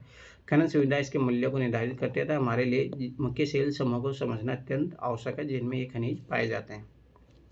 खनिज प्राय निम्न शैलों में पाए जाते हैं। याद करो, अपन पहले भी चैप्टर पढ़े थे और वहां से क्वेश्चन आया हुआ है, ये पेशेंट पूछा है। आग्नेय तथा कायंतिक चट्टानों में खनिज दरारों, जोड़ों, भ्रंशों, विध्रुव में मिलते हैं। छोटे जमाव सिराओं के रूप में और बृहत जमाव परत के रूप में पाए जाते हैं। इनका निर्माण भी अधिकतर उस समय होता है जब ये तरल तथा गैसीय अवस्था में दरारों के सारे भूपृष्ठ की ओर धकेले जाते हैं। ऊपर आते हुए ठंडे होकर जम जाते हैं। मुख्य धात्विक खनिज जैसे जस्ता, तांबा, जिंक और शीशे आदि इस तरह सिराओं व जमाओं के रूप में प्राप्त होते हैं। पूछ सकता है ये कहाँ पे पाए जाते हैं? आग्नेय कायंतिक चट्टानों में। ये चीज़ याद रखना। अनेक खनिज अवसादी चट्टानों के अनेक खनिज संस्तों या परतों में पाए जाते हैं। इनका निर्माण क्षैतिज परतों में निक्षेपण, संचयन और जमाव का परिमाण है। कोयला, कुछ अन्य प्रकार के लोहा ऐसे का निर्माण लंबी अवधि तक अत्यधिक, ये उल्टा के, अच्छा अपन ने गलती कर दी है। ठीक है, वो यहाँ से शुरू हो रहा था, अपन वहाँ से शुरू करें, कोई नहीं। खनिज कहाँ पाए जाते हैं? समय खनिज इसके में पाए जाते हैं किसी भी खनिज में अन्य अवयव तत्वों का मिश्रण संचयन। ठीक है, छोड़ो, अब इधर आओ। अन्य प्रकार के लोहा अयस्क का निर्माण लंबी अवधि तक अत्यधिक ऊष्मा व दबाव का परिमाण है। अवसादी चट्टानों में दूसरे श्रेणी के खनिजों में जिप्सम, याद रखना अवसादी चट्टानों में क्या क्या पाया जाता है? जिप्सम पाया जाता है, पोटाश, नमक व सोडियम सम्मिलित है। इनका निर्माण विशेषकर शुष्क प्रदेशों में वाष्पीकरण के फलस्वरूप होता है। खनिजों के निर्माण की एक अन्य विधि धरातलीय चट्टानों का अपघटन है। चट्टानों के घुलनशील तत्वों के अपरदन के पश्चात अयस्क वाली अवशिष्ट चट्टानें रह जाती है। बॉक्साइट का निर्माण इसी प्रकार से होता है। पहाड़ी के आधार पर घाटी तल के रेत में जलोढ़ जमाव के रूप में भी कुछ खनिज पाए जाते हैं। ये निक्षेप पल्सेर निक्षेप के नाम से जाने जाते हैं। इन्हें प्रायः से खनिज होते हैं जो जल द्वारा घर्षित नहीं होते हैं। इन खनिज में सोना, चांदी, टिन व प्लेटिनियम प्रमुख है।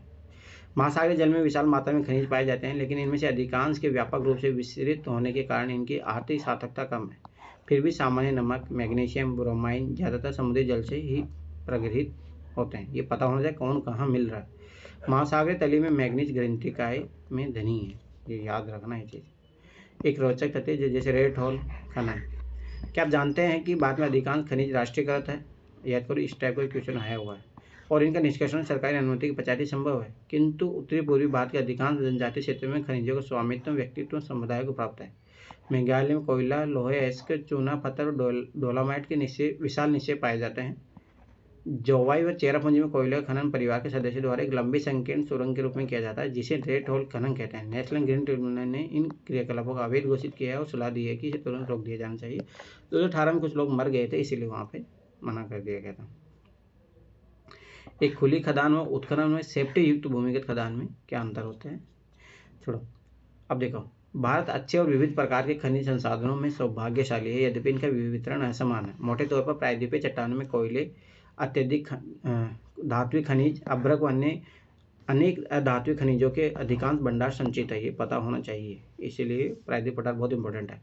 प्रायद्वीप के पश्चिमी और पूर्वी पार्श्व पर गुजरात और असम की तलछटी चट्टानों में अधिकांश खनिज तेल निक्षेप भी पाए जाते हैं। प्रायद्वीपीय सिलक्रम के साथ राजस्थान में अनेक लोह खनिज पाए जाते हैं। उत्तरी भारत के विस्तृत जलोढ़ मैदान आर्थिक महत्व के खनिजों से लगभग विहीन है। ये विभिन्नताएं खनिजों की रचना में अंतर्ग्रस्त भूगर्भिक संरचना प्रक्रियाओं और समय के कारण है।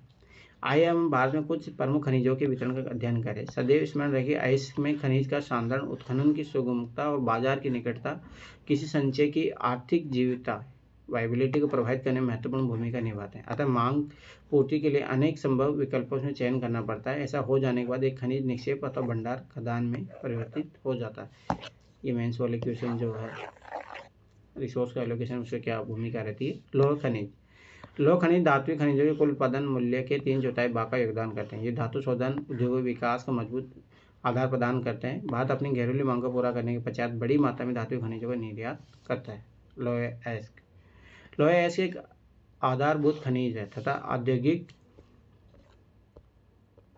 विकास की रीढ़ है। एक मिनट रुक जाओ, यहाँ पे अब यहाँ देखना, एक मिनट। ये जैसे देखो, अब ये डायग्राम में से शो करने चाहिए अपने को आंसर राइटिंग में। लोहे से उत्पादन राज्यों का अंश सबसे ज़्यादा कहाँ पे है? उड़ीसा में, याद रखना है चीज़। उसके बाद में छत्तीसगढ़, फिर कर्नाटक, झारखंड के साथ प्रश्न। सबसे बड़ी बात देखो, मतलब ये कॉन्ट्रैक्ट डालना चाहिए, चाहे इंटरव्यू में भी बोलना चाहिए।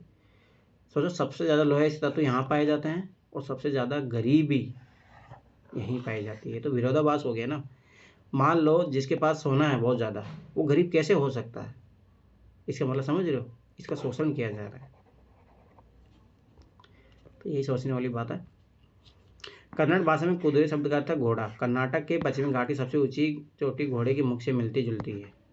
बेला डेला की पहाड़ियाँ, ये याद रखना, ये पिछले क्वेश्चन पूछा है 2023 में।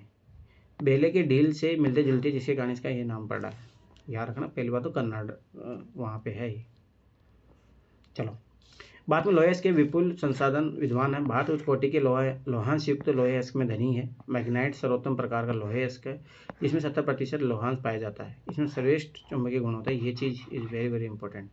वे गुण होते हैं जो विद्युत उद्योगों में विशेष रूप से उपयोगी है। हेमेटाइट सर्वाधिक महत्वपूर्ण औद्योगिक लोहा है इसका, जिसका अधिकतम मात्रा में उपभोग हुआ है, किंतु इसमें लोहांश की मात्रा मैग्नेट की अपेक्षा थोड़ी सी कम है। इसमें लोहांश 50 से 60% तक पाया जाता है। भारत में लोहे की पेटियाँ उड़ीसा झारखंड पेटी, उड़ीसा में उच्च कोटि का हेमेटाइट किस्म का लोहा है इसके मयूरभंज व केंदुझर जिलों में बादाम पहाड़ खदानों से निकाला जाता है। इसी से सन्निध झारखंड के सिंहभूम जिले में गुआ तथा नोवामड़ी से हेमेटाइट अयस्क का खनन किया जाता है। दुर्ग बस्तर चंद्रपुर पेटी छत्तीसगढ़ वाला इलाका, यह पेटी महाराष्ट्र में, ये चंद्रपुर है ना महाराष्ट्र में, याद करो यूपीएससी क्वेश्चन पूछा है इस पे भी, 2019 का पेपर जाके देखना। महाराष्ट्र में छत्तीसगढ़ राज्यों के अंतर्गत पाई जाती है। छत्तीसगढ़ के बस्तर जिले में बेला डीला पहाड़ी, ये पता होना चाहिए, संकला में अति उत्तम कोटि का हेमेटाइट पाया जाता है, जिसमें इस गुणवत्ता के लोहे के 14 जमाव मिलते हैं। इसमें इस्पात बनाने में आवश्यक श्रेष्ठ भौतिक गुण विद्वान हैं। इन खदानों का लोहे अयस्क विशाखापट्टनम पतन से जापान तथा दक्षिणी कोरिया को निर्यात किया जाता है। बेल्लारी कर्नाटक, याद करो केजीएफ बनी तो यहीं पे बनी थी, इसी मतलब इसी बेस पे। चित्रदुर्ग, चिकमंगलुरु, तुमकुरु पेटी, कर्नाटक की इस पेटी में लोहे की बृहत राशि संचित है। याद रखना सब कर्नाटक में। कर्नाटक पश्चिमी घाट में अवस्थित कुद्रेमुख की खाने 7% निर्यात इकाई है। कुद्रेमुख निक्षेप संसार के सबसे बड़े निक्षेप में से एक माने जाते हैं। लोहे अयस्क कर्दम रूप में पाइपलाइन द्वारा मंगलुरु के निकट एक पतन पर भेजा जाता है। सोचो पाइपलाइन गला के उसको भेजा जाता है। महाराष्ट्र गोवा पेटी, यह पेटी गोवा तथा महाराष्ट्र राज्य के रत्नागिरी जिले में स्थित है। यद्यपि यहाँ का लोहा उत्तम प्रकार का नहीं है, तथापि इसका दक्षता से दोहन किया जाता है। मागो पर पतन से इसका निर्यात किया जाता है। याद करो ये भी यूपीएससी क्वेश्चन पूछा था, क्योंकि पोर्ट वोट को उसको अडानी को दे दिया था, इसीलिए पूछा था यूपीएससी ने क्वेश्चन। मैग्नीज मुख्य रूप से इस्पात के निर्माण में प्रयोग किया जाता है। 1 टन इस्पात बनाने में लगभग 10 किलोग्राम मैग्नीज की आवश्यकता होती है। इसका उपयोग ब्लीचिंग पाउडर, कीटनाशक दवाएं, पेंट बनाने में भी किया जाता है, ये भी पता होना चाहिए। मैग्नीज उत्पादन राज्य सबसे कहाँ पे होता है? मध्य प्रदेश सबसे ज़्यादा, फिर महाराष्ट्र और उड़ीसा में लगभग बराबर, फिर कर्नाटक और आंध्र प्रदेश, फिर 2% अन्य। अब देखो इज़ वेरी वेरी इंपॉर्टेंट, खनिजों को कहाँ कहाँ वितरण है ये पता होना चाहिए।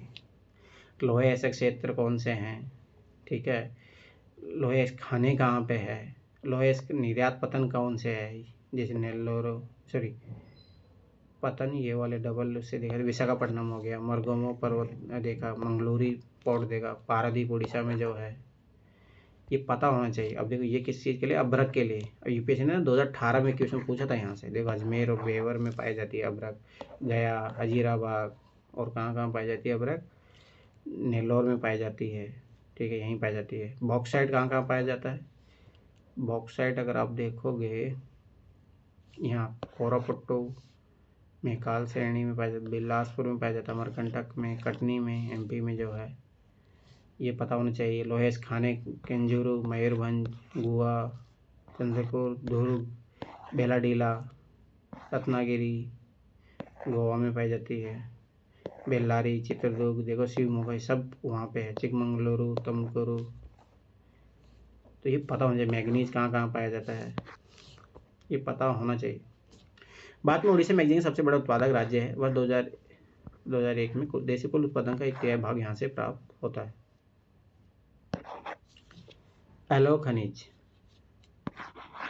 बहुत इंपॉर्टेंट चैप्टर है ये, और अभी यूपीएससी क्वेश्चन पूछ ही 1-2 सालों से लगातार। बाद में एलो खनिजों की संचित राशि में उत्पादन अधिक संतोषजनक नहीं है। यद्यपि वे खनिज जिनमें तांबा, बॉक्साइट, शीशा और सोना आते हैं, धातु शोधन, इंजीनियरिंग और विद्युत उद्योगों में महत्वपूर्ण भूमिका निभाते हैं। आइए हम तांबा बॉक्साइट का वितरण समझें।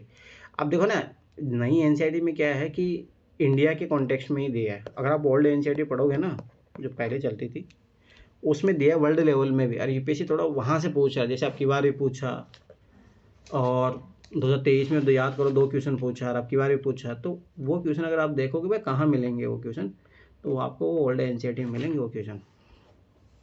तांबा, पर मेरा मानना है 1-2 क्वेश्चनों के लिए इधर उधर नहीं भागना चाहिए, एक ही चीज़ पढ़ो। बाद में तांबे के भंडार और उत्पादन क्रांतिक रूप से न्यून है। धातुवर्धे, मिनरेबल, तन्य और ताप सुचालक होने के कारण तांबे का उपयोग मुख्यतः बिजली के तार बनाने, इलेक्ट्रॉनिक्स और रसायन उद्योगों में किया जाता है। मध्य प्रदेश के बालाघाट खदानें देश के लगभग 52% तांबा उत्पादन करती है। झारखंड का सिंहभूमि जिला भी तांबे का मुख्य उत्पादक है। राजस्थान की खेतड़ी खदानें भी तांबे के लिए प्रसिद्ध है। ये 2018 में इफिशिएंट क्वेश्चन पूछा था। और याद करो एक आर्ट एंड कल्चर का क्वेश्चन आया था तो वो भी इसी पे था। बॉक्साइट सफाई जहाँ तांबे की खेती ज़्यादा हो रहा है वहीं पे तो बनेगा ना। 2020 का क्वेश्चन था 20। हाँ, यदि अनेक अयस्कों में एल्युमिनियम पाया जाता है परंतु सबसे अधिक एल्युमिनियम क्ले जैसे देखने वाली पदार्थ बॉक्साइट से प्राप्त किया जाता है। बॉक्साइट निक्षेप की संरचना एल्युमिनियम सिलिकेटों से समृद्ध व्यापक भिन्नता वाली चट्टानों के विघटन से होती है। एल्युमिनियम एक महत्वपूर्ण धातु है क्योंकि यह लोहे जैसी शक्ति के साथ साथ अत्यधिक हल्का व सुचालक भी होता है। इसमें अत्यधिक धातुवर्धनता मेलेनेबिलिटी भी पाई जाती है। भारत में बॉक्साइट की निक्षेप मुख्यतः अमरकंटक पठार एमपी में है। मेकाल पहाड़ियाँ बिलासपुर कटनी के पठारी प्रदेश में पाए जाते हैं, सब एमपी में। देखो बॉक्साइट उत्पादन राज्य का सबसे ज़्यादा उड़ीसा में, फिर गुजरात, फिर झारखंड, छत्तीसगढ़, महाराष्ट्र, अन्य। मलंज खंड में तांबा उत्पादन सोचो यहाँ पे।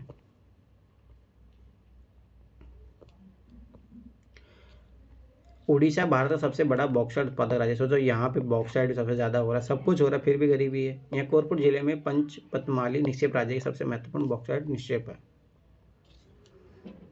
एक रोचक तथ्य, एल्युमिनियम की खोज के बाद सम्राट नेपोलियन तृतीय अपने कपड़ों पर एल्युमिनियम से बने हुक व बटन पहनता था तथा अपने खास मेहमानों को एल्युमिनियम से बने बर्तनों में भोजन कराता था तथा आम मेहमानों को सोने व चांदी के बर्तनों में भोजन परोसा जाता था। इसके मतलब समझ रहे हो, एल्युमिनियम का महत्व तो सोने से ज़्यादा हो गया था। इस घटना के 30 वर्ष बाद इस घटना के 30 वर्ष बाद में पेरिस में भिखारियों के पास एल्युमिनियम के बर्तन एक आम बात थी। अब उसका मजाक हो गया हो। तो अधात्विक खनिज अब्रक। अब्रक ऐसा खनिज है जो प्लेटों अथवा पत्रण क्रम में पाया जाता है। इसके चादर में विपाटन स्प्लिट आसानी से हो सकता है। ये प्रति इतनी महीन हो सकती है कि इसकी 1000 प्रति कुछ सेंटीमीटर ऊंचाई में समाहित हो सकती है। अब्रक पारदर्शी, काले, हरे, लाल, पीले अथवा भूरे रंग का हो सकता है। इसके स्रोत पराविद्युत शक्ति, ऊर्जा ह्रास का निम्न गुणांक, विस्वान गुणांक की और उच्च वोल्टेज की प्रतिरोधकता के कारण अब्रक विद्युत व इलेक्ट्रॉनिक उद्योगों में प्रयुक्त होने वाले अपर्यायी खनिज में एक है। अब्रक के निक्षेप छोटा नागपुर पठार के उत्तरी पठारी किनारों पर पाए जाते हैं। बिहार, झारखंड की कोडरमा, गया, यहाँ पे मैं गया हूँ जहाँ पे ये अब्रक होता है। कोडरमा में गया था मैं। कोडरमा हजारीबाग पेटी अग्रणी उत्पादक है। राजस्थान के मुख्य अब्रक उत्पादक क्षेत्र अजमेर के आसपास है। आंध्र प्रदेश के नेल्लोर अब्रक पेटी देश की महत्वपूर्ण उत्पादक पेटी है। चट्टानी खनिज चूना पत्थर लाइमस्टोन। चूना पत्थर कैल्शियम या कैल्शियम कार्बोनेट से मैग्नीशियम कार्बोनेट से बनी चट्टानों में पाया जाता है। यह अधिकांश अवसादी चट्टानों में पाया जाता है। चूना पत्थर सीमेंट उद्योग का एक आधारभूत कच्चा माल होता है और लोहा प्रज्वलन की भट्टियों के लिए अनिवार्य होता है। अब देखो चूना पत्थर तो राज्य का कौन सा है, सबसे ज़्यादा आएगा राजस्थान, तो यहीं पर सबसे ज़्यादा पाया जाता है। इस लगभग सब जगह है। खनन को घातक उद्योग बनने से रोकने के लिए दृढ़ सुरक्षा विनियम और पर्यावरणीय कानूनों का क्रियान्वयन आवश्यक है। अभी क्यों जरूरी हो जाता है, इधर देखो। ये एक मूवी भी बनी थी अक्षय कुमार की है, हाँ, उसमें जो एक्सीडेंट हुआ था वो बताया गया। खनन के जोखिम खतरे। क्या आपने कभी भी खनिकों द्वारा आपके जीवन को सुविधाजनक बनाने के लिए किए गए प्रयास के बारे में सोचा है? खनिकों के स्वास्थ्य तथा पर्यावरण पर क्या प्रभाव पड़ता है? खदानों में काम करने वाले श्रमिक लगातार धूल व हानिकारक धुएं में सांस लेते हुए फेफड़ों संबंधी बीमारियों के शिकार हो जाते हैं। खदानों की छतों गिरने, सैलाब आने, जल प्लावित होना, कोयले खदान में आग लगने आदि खतरे खदान श्रमिकों के लिए स्थायी है। खदान क्षेत्र में खनन के कारण जल स्रोत प्रदूषित हो जाते हैं। अवशिष्ट पदार्थों तथा खनिज तरल के मलबे इकट्ठा लगने से भूमि में मिट्टी का अवश्य होता है और सरिताओं तथा नदियों का प्रदूषण होता है। छत्तीसगढ़, झारखंड में नक्सलाइट फैलने का एक बहुत बड़ा कारण यह भी था कि उनके जो सोचो कि जब इन खनन किया गया तो सबसे बड़ी दुविधा यही है ना, इसीलिए ज़रूरत पड़ती है भाई कि CSR होना चाहिए। क्यों होना चाहिए? जब यहाँ पे खनन किया गया, कंपनियां खूब फायदा उठा रही थी, तो सोचो कि जो वहाँ से पोल्यूशन निकल रहा था, जो उनकी जो नदियाँ थी जहाँ से बेचारे पानी पीते थे, वहाँ पे कोई वाटर सप्लाई इसीलिए लगी है। जो नदियों से पानी पीते थे, आज भी तुम जाओ, मैं गया हूँ बंगाल में गया हूँ, वहाँ आज भी नदियों से पानी, डायरेक्ट नदियों से पानी उठा के भरते हैं। और अभी सोचो कि सुप्रीम कोर्ट की रिपोर्ट आई है कि भारत में कोई भी नदी का पानी पीने लायक नहीं है। और सोचो आज आप जाओ, ये जितने भी नदियों के तट है वहाँ पे गांव के लोग देखना डायरेक्ट ऐसे मटका लेके जाएंगे, उससे भर के लेके आ जाते हैं, उसको पी रहे हैं। सोचो, तो यही बहुत बड़ी दुविधा है। तो उसी टाइम ऐसा हुआ था कि लाल कलर हो गया था उनकी नदियों का। इसीलिए अगर आप देखोगे ना नक्सलाइट लाल सलाम, तो इसीलिए जन्मा है वो। सोचो उनके लिए पानी भी नहीं छोड़ा उनके लिए। तो स्वाभाविक सी बात है कि ऐसा विकास किस काम का? अरे विकास नहीं, देखो मूर्ख बनाते हैं, सीधे सिंपल सा मेरा तो ये मानना है। विकास के नाम पे गरीबों को लूटना है, उनके संसाधनों का प्रयोग करके उन्हीं को ही खुद महान बन जाना है, मतलब अपनी संपत्ति बढ़ा लेना, और क्या है। खनिजों का संरक्षण इसीलिए बोला जाता है कि नेचुरल राइट अगर देखा जाए तो जो जहाँ रह रहा है भाई उनके राइट्स है। आप सरकारी संपत्ति घोषित करके उसको किसी को, अडानी को, इनको अगर तुम करोड़पति बना रहे हो तो क्या ही कर रहे हो। हम सभी को उद्योग और कृषि की खनिज निक्षेपों और उनसे विनिर्मित पदार्थों पर भारी निर्भरता सुप्रक्षित है। खनन योग्य निक्षेप की कुल राशि असार्थक अंश है, अर्थात भूप्रपट्टी का 1% है। जिन खनिज संसाधनों के निर्माण और सांधन में लाखों वर्ष लग जाते हैं, हम उनका शीघ्रता से उपयोग कर रहे हैं। खनिज निर्माण की भूगर्भिक प्रक्रिया इतनी धीमी है कि उनके वर्तमान उपभोग की दर की तुलना में उनके पुनः भरण की दर अपरिमित रूप से थोड़ी है। इसलिए खनिज संसाधन सीमित तथा अनुकरणीय योग्य हैं। समृद्ध खनिज निक्षेप हमारे देश की अत्यधिक मूल्यवान संपत्ति, लेकिन ये अलग जीवी है। क्या इसको सतत उत्खनन से लागत बढ़ती है, क्योंकि खनिज उत्खनन की गहराई बढ़ने के साथ साथ उनकी गुणवत्ता घटती जाती है। आपने खनिज संसाधनों को सुनिश्चित व सतत पोषणीय ढंग से प्रयोग करने के लिए तालमेल युक्त प्रयास करना होगा। निम्न कोटि के अयस्कों को कम लागतों पर प्रयोग करने के लिए उन्नत प्रौद्योगिकियों का सतत विकास करते रहना होगा। भारत के पास सबसे बड़ी कमी यही है, इसलिए बहुत सारे धातु निकालते वक्त अपन खराब कर देते हैं। धातु पुनर्चक्रण, रद्दी धातुओं का प्रयोग तथा अन्य प्रतिस्थापनों का उपयोग भविष्य में हमारे खनिज संसाधनों के संरक्षण के उपाय है। ऊर्जा संसाधन, ऊर्जा सभी क्रियाकलापों के लिए आवश्यक है। खाना पकाने में, रोशनी व ताप के लिए, गाड़ियों के संचालन तथा उद्योगों में मशीनों के संचालन में ऊर्जा की आवश्यकता होती है। ऊर्जा का उत्पादन ईंधन जैसे कोयला, पेट्रोलियम, प्राकृतिक गैस, यूरेनियम तथा विद्युत से किया जाता है। ऊर्जा संसाधनों को परंपरागत तथा गैर परंपरागत साधनों में वर्गीकृत किया जा सकता है। परंपरागत साधनों में लकड़ी, उपले, कोयला, पेट्रोलियम, प्राकृतिक गैस तथा विद्युत दोनों, जल व ताप याद रखना इसमें आएगा, सम्मिलित है। गैर परंपरागत साधनों में सौर, पवन, ज्वारे, भूतापीय, बायोगैस तथा परमाणु ऊर्जा शामिल किए जाते हैं। ये चीज़ याद रखना। ग्रामीण भारत में लकड़ी व उपले बहुतायत में प्रयोग किए जाते हैं। एक अनुमान के अनुसार ग्रामीण घर में आवश्यक ऊर्जा 70% से अधिक इन दो साधनों से प्राप्त होता है, लेकिन अब घटते वन क्षेत्र के कारण इनका उपयोग करते रहना कठिन होता जा रहा है। इसके अतिरिक्त उपलों का उपभोग भी उत्साहित किया जा रहा है, क्योंकि इससे सर्वाधिक मूल्यवान खाद का उपयोग होता है, जिसे कृषि में प्रयोग किया जा सकता है। जो गाय के इनके जो होते हैं उपले, उनका। परंपरागत ऊर्जा के स्रोत, कोयला।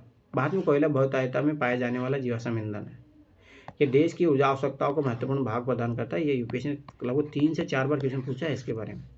इसका उपयोग ऊर्जा ज़्यादा ही, इससे मेरा तो मानना है 2011, 2014, 5-6 बार क्वेश्चन पूछा है इसे। इसका उपयोग ऊर्जा उत्पादन, उद्योगों और घरेलू जरूरतों के लिए ऊर्जा की आपूर्ति के लिए किया जाता है। भारत अपनी वाणिज्यिक ऊर्जा आवश्यकताओं की पूर्ति हेतु मुख्यतः कोयले पर निर्भर है। जैसे कि आप पहले से ही जानते हैं कि कोयले का निर्माण पादप पदार्थों के लाखों वर्षों तक संपीड़न से हुआ है। इससे संपीड़न की मात्रा, गहराई और दबने के समय के आधार पर कोयला अनेक रूपों में पाया जाता है। दलदलों में क्षय होते पादपों से पीट उत्पन्न होता है, जिसमें कम कार्बन, नमी की उच्च मात्रा और निम्न ताप क्षमता होती है। लिग्नाइट एक निम्न कोटि का भूरा कोयला है। ये भी यूपीएससी 2020 का क्वेश्चन देखना, क्वेश्चन पूछा। यह मुलायम होने के साथ अधिक कोयले के टाइप्स के बारे में पूछा था। अधिक नमी युक्त होता है। लिग्नाइट के प्रमुख भंडार तमिलनाडु के नवेली में मिलते हैं और विद्युत उत्पादन में प्रयोग किए जाते हैं। गहराई में दबे तथा अधिक तापमान से प्रभावित कोयले को बिटुमिनस कोयला कहा जाता है। वाणिज्य प्रयोग में यह सर्वाधिक लोकप्रिय है। धातु शोधन में उस श्रेणी के बिटुमिनस कोयले का प्रयोग किया जाता है जिसके लोहे के प्रगलन में विशेष महत्व, एंथ्रासाइट सर्वोत्तम गुण वाला कठोर कोयला है। भारत में कोयला 2 प्रमुख भूगर्भिक युगों के शैलों में क्रम में पाया जाता है। एक गोंडवाना, जिसकी आयु 200 लाख वर्ष से कुछ अधिक है, तथा दूसरा टर्शरी निक्षेप जो लगभग 55 लाख वर्ष पुराना है। गोंडवाना कोयले जो धातु शोधन कोयला है के प्रमुख संसाधन दामोदर घाटी, पश्चिम बंगाल तथा झारखंड, झरिया, रानीगंज, बोकारो में स्थित है, जो महत्वपूर्ण कोयला क्षेत्र है। गोदावरी महानदी, सोन और वर्धा नदी घाटियों में भी कोयले के जमाव पाए जाते हैं। पता होना चाहिए सब चीज़ें। टर्शरी कोयला क्षेत्र उत्तर पूर्वी राज्यों में मेघालय, असम, अरुणाचल प्रदेश और नागालैंड में पाया जाता है। यह स्मरण रहे कि कोयला स्थूल पदार्थ है, जिसका प्रयोग करने पर भार घटता है, क्योंकि यह राख में परिवर्तित हो जाता है। इसके कारण भारी उद्योग तथा ताप विद्युत घर कोयला क्षेत्र उसके निकट ही स्थापित किए जाते हैं। ये भी एक मेंस में क्वेश्चन पूछा हुआ कारण। अब देखो कहाँ पे कोयला है, कोयला क्षेत्र के खाने कहाँ है। नवेली ये तमिलनाडु में हो गया, सिंगरेनी ये आंध्र प्रदेश में, तलचर उड़ीसा में, कोरबा छत्तीसगढ़, सिंगरौली देखो ना, सिंगरेनी, इसे फर्क समझना। सिंगरौली एमपी में, ठीक है। सिंगरौली, बोकारो, झरिया, ये सब झारखंड में, रानीगंज, ठीक है, इधर भी है, जंजी, शिवसागर, मैकुम, ठीक है। अभी देखिए गैस पाइपलाइन है शायद मेरे अनुसार, तेल क्षेत्र सोचो, मुंबई हाई में पाया जाता है, बेसिन में पाया जाता है, फिर हजीरा, अंकलेश्वर, बड़ोदरा, कलोल, झाबुआ, विजयपुर, अंताओरिया, शाजापुर, जगदीशपुर, ये सब जगह तेल वेल को पाए जाते हैं।